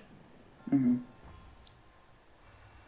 Especially since that's kind of how like laser tag and paintball usually goes. You got a little terrain, you got to traverse to be able to get to your targets. Yeah, I don't know. definitely. I don't know much what else to say about the game except for the fact that I'm hype for Salmon Run. Yes. I think we all are at this point. Yes. Yeah. Okay, I think the last thing is, is there any final thoughts you have on the on the Switch? Anything you guys would like the Switch tab on it, or anything of that nature? Well, let's talk Super Mario Odyssey. Okay, let's go. Okay, I guess we can talk about that. We talked about everything else so far. That's the only thing we haven't discussed yet. Who here is hyped for the fact we can actually jump buildings and on cars and everything like if we were in New York? Mario. Oh, me. I'm just hyped to jumping on taxis. Like, They're playing a Sonic Adventure. True. it's just really weird that Mario's like. I mean, I know Super Mario Odyssey wasn't in the direct, but like, I thought it was Yeah, interesting to point out a couple of things. Yeah, I mean, because we pretty much have covered everything that has come up as far as Nintendo's releases. Well, minus Breath of the Wild, but that's been out so long. There's really no point in covering that at this point. Yeah. Plus, many other people are watching it on my stream. Yeah, so I mean, all the answers they need is on their screen. Yeah. Yeah. For those who missed the stream, you get to watch this video on ZGgamer's channel. But I guess if I'd see them as Super Mario Odyssey, I'd say hype. Yep. But yeah, I mean, I've liked, especially since it's like a Super Mario Galaxies and like a Super Mario 64 like mix. I'm all for it. I'm kind of curious as to what else they can show in the game because they showed a lot so far, and there's a lot in the game. Yeah. Just a little bit they shown. I only have one concern. And what's that? Where's Luigi? I can't argue with that. Where is Luigi? I want to know. I want to see Luigi with eyes in his hat too. Hey, maybe beat the game and you're like Super Luigi Odyssey. I can see it. Yeah. They done it. They done it before. Yeah. I mean, I would really like it if they finally gave us a two-player co-op game. I mean, online, they did it with online two-player co-op. yeah. I mean, something similar to like how they did with Super Mario 3D World, but with a more open world, you know? Yeah. Yeah, because I mean, I understand that with Mario, it's not open world aren't really his 100% his thing. He's more of a platforming-based kind of style. But I mean, look at Super Mario Odyssey. I can see them doing it if they got pretty much a whole plateau to work with there. Yeah. Yeah. Especially with the new hat mechanic. Oh my lord, there's a bit. I thought they had done. I thought Mario's done everything. And I've seen nothing yet. What about that scene where he's mounting on that lion thing from the desert? Oh my lord. So like, who knows what else Mario's gonna be Shut up. riding around? Who knows And what else there? what about that rolling thing? Mario does like this jump and he starts rolling around like Sonic the Hedgehog. Like, what's up with that? Yeah, he might Yeah, the somersault thing. He's like I'm rolling down the sand dunes. Basically, that's what he was doing. But in all honesty, they've added so many new mechanics to Mario, to the old, basically classic Mario, that just makes him seem so much more new, even though he's so original. Okay, you know what got me more hype is the fact of the things they said on the direct when they announced it. Basically, they said that when they did Mario Galaxy, they were trying to like appeal towards the audience because they were complaining that it was too hard. But then they were saying that they failed to see what the fandom actually really wanted from the Mario game, something like that. So that they're going back to how they designed the game when they were doing Mario Sunshine. So they're trying to make it like back to giving us an actual challenge, but still keeping it appealing for casual gamers. So it's gonna be like how Mario Sunshine did, which a lot of people complain about Mario Sunshine, but it's because they're just straight out bad at it, really. They just suck at Yeah. it. Because Mario Sunshine is an amazing game and I love it. And it was, for people who weren't used to platforming or they didn't play that much Mario, especially Mario 64, it was a very challenging game. That is the And truth. that's what they're trying to bring back for Odyssey. They're trying to bring that sense of challenge, but they don't want to make it too challenging because they still want to appeal to casual gamers. So they're trying to balance that out and like bring back all those things that we liked and bring it up all revamped, brand new. So to give us a brand new experience of our old experience, pretty much. Yeah. You have anything to add, Shadster? Um, Basically, Nintendo Switch in general, the new Joy Cons, it's a banana basically. But hopefully they do add new different color. Yeah, I figured someone was gonna make a reference to like a fruit or something with that Joy-Con. I didn't personally because I mean it was kind of obvious, but that's doing the same, doing it for me. All right. Yeah. Texas, you got anything you want to add? Unless Chess, you have something you want to say? Nope. Okay, Texas. I mean, Super Mario Odyssey just looks really, really cool. And It does. that's the most hyped game for me on the Switch. That and Sonic's Forces. Yeah, and you can't forget Splatoon 2 in ARMS. Yeah. But Mario Odyssey is up on top. Mario, yeah. It was like the top games: Mario Odyssey, Sonic Forces, and Zelda. We got Zelda. Now we need the other two. Yeah. Okay. Any final words concerning the Switch in general? Anything like that? Nope. I want an Animal Crossing game. Yeah, Animal Crossing. That'd be cool. Although they said they were gonna do one mobile, so we'll see. Yeah, they still need to have the mobile game. Yeah. But hopefully they'll have another, I don't know, direct, or maybe they'll announce at E3 or something. I mean, I guarantee. Well, put it this way: anything that they announce, if there is another direct or E3, whatever they announce, I guarantee it wouldn't be hard for us to get back together and do another discussion just like this. Yeah.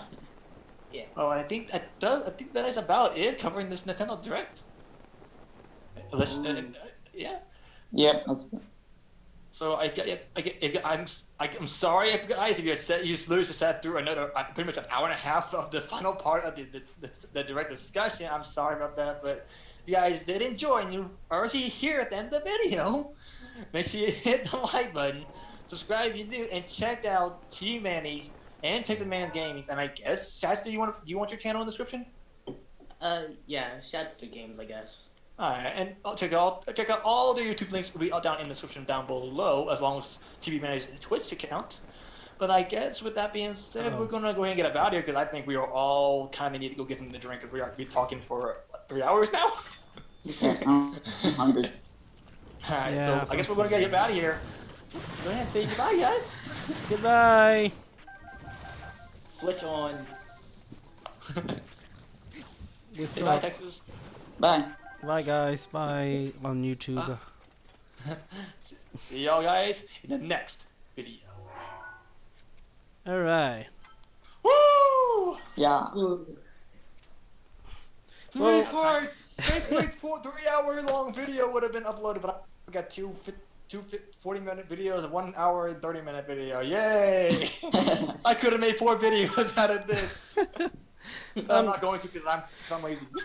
Well, to all you Twitch watchers, thank you for sticking with us in this entire interesting conversation, and we'll be seeing you all in the next one.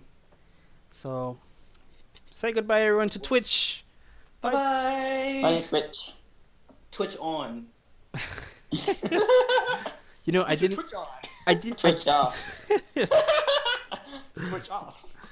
I didn't get to say what I wanted to say about the Joy-Cons because we were already saying goodbye, but I can definitely see Nintendo doing what they did with the Wii U game, the Wiimotes and the classic controllers, where they just release a bunch of character King Joy-Cons. That's gonna Yeah, be I a can see I that. can see that. There's gonna be a wide variety of them. That's for sure. They've already got red, blue, and yellow, so that's the 3 primary colors. So they just have to get like green, purple, and I think white or black. That should be fine. They already have black original. Oh, I agree.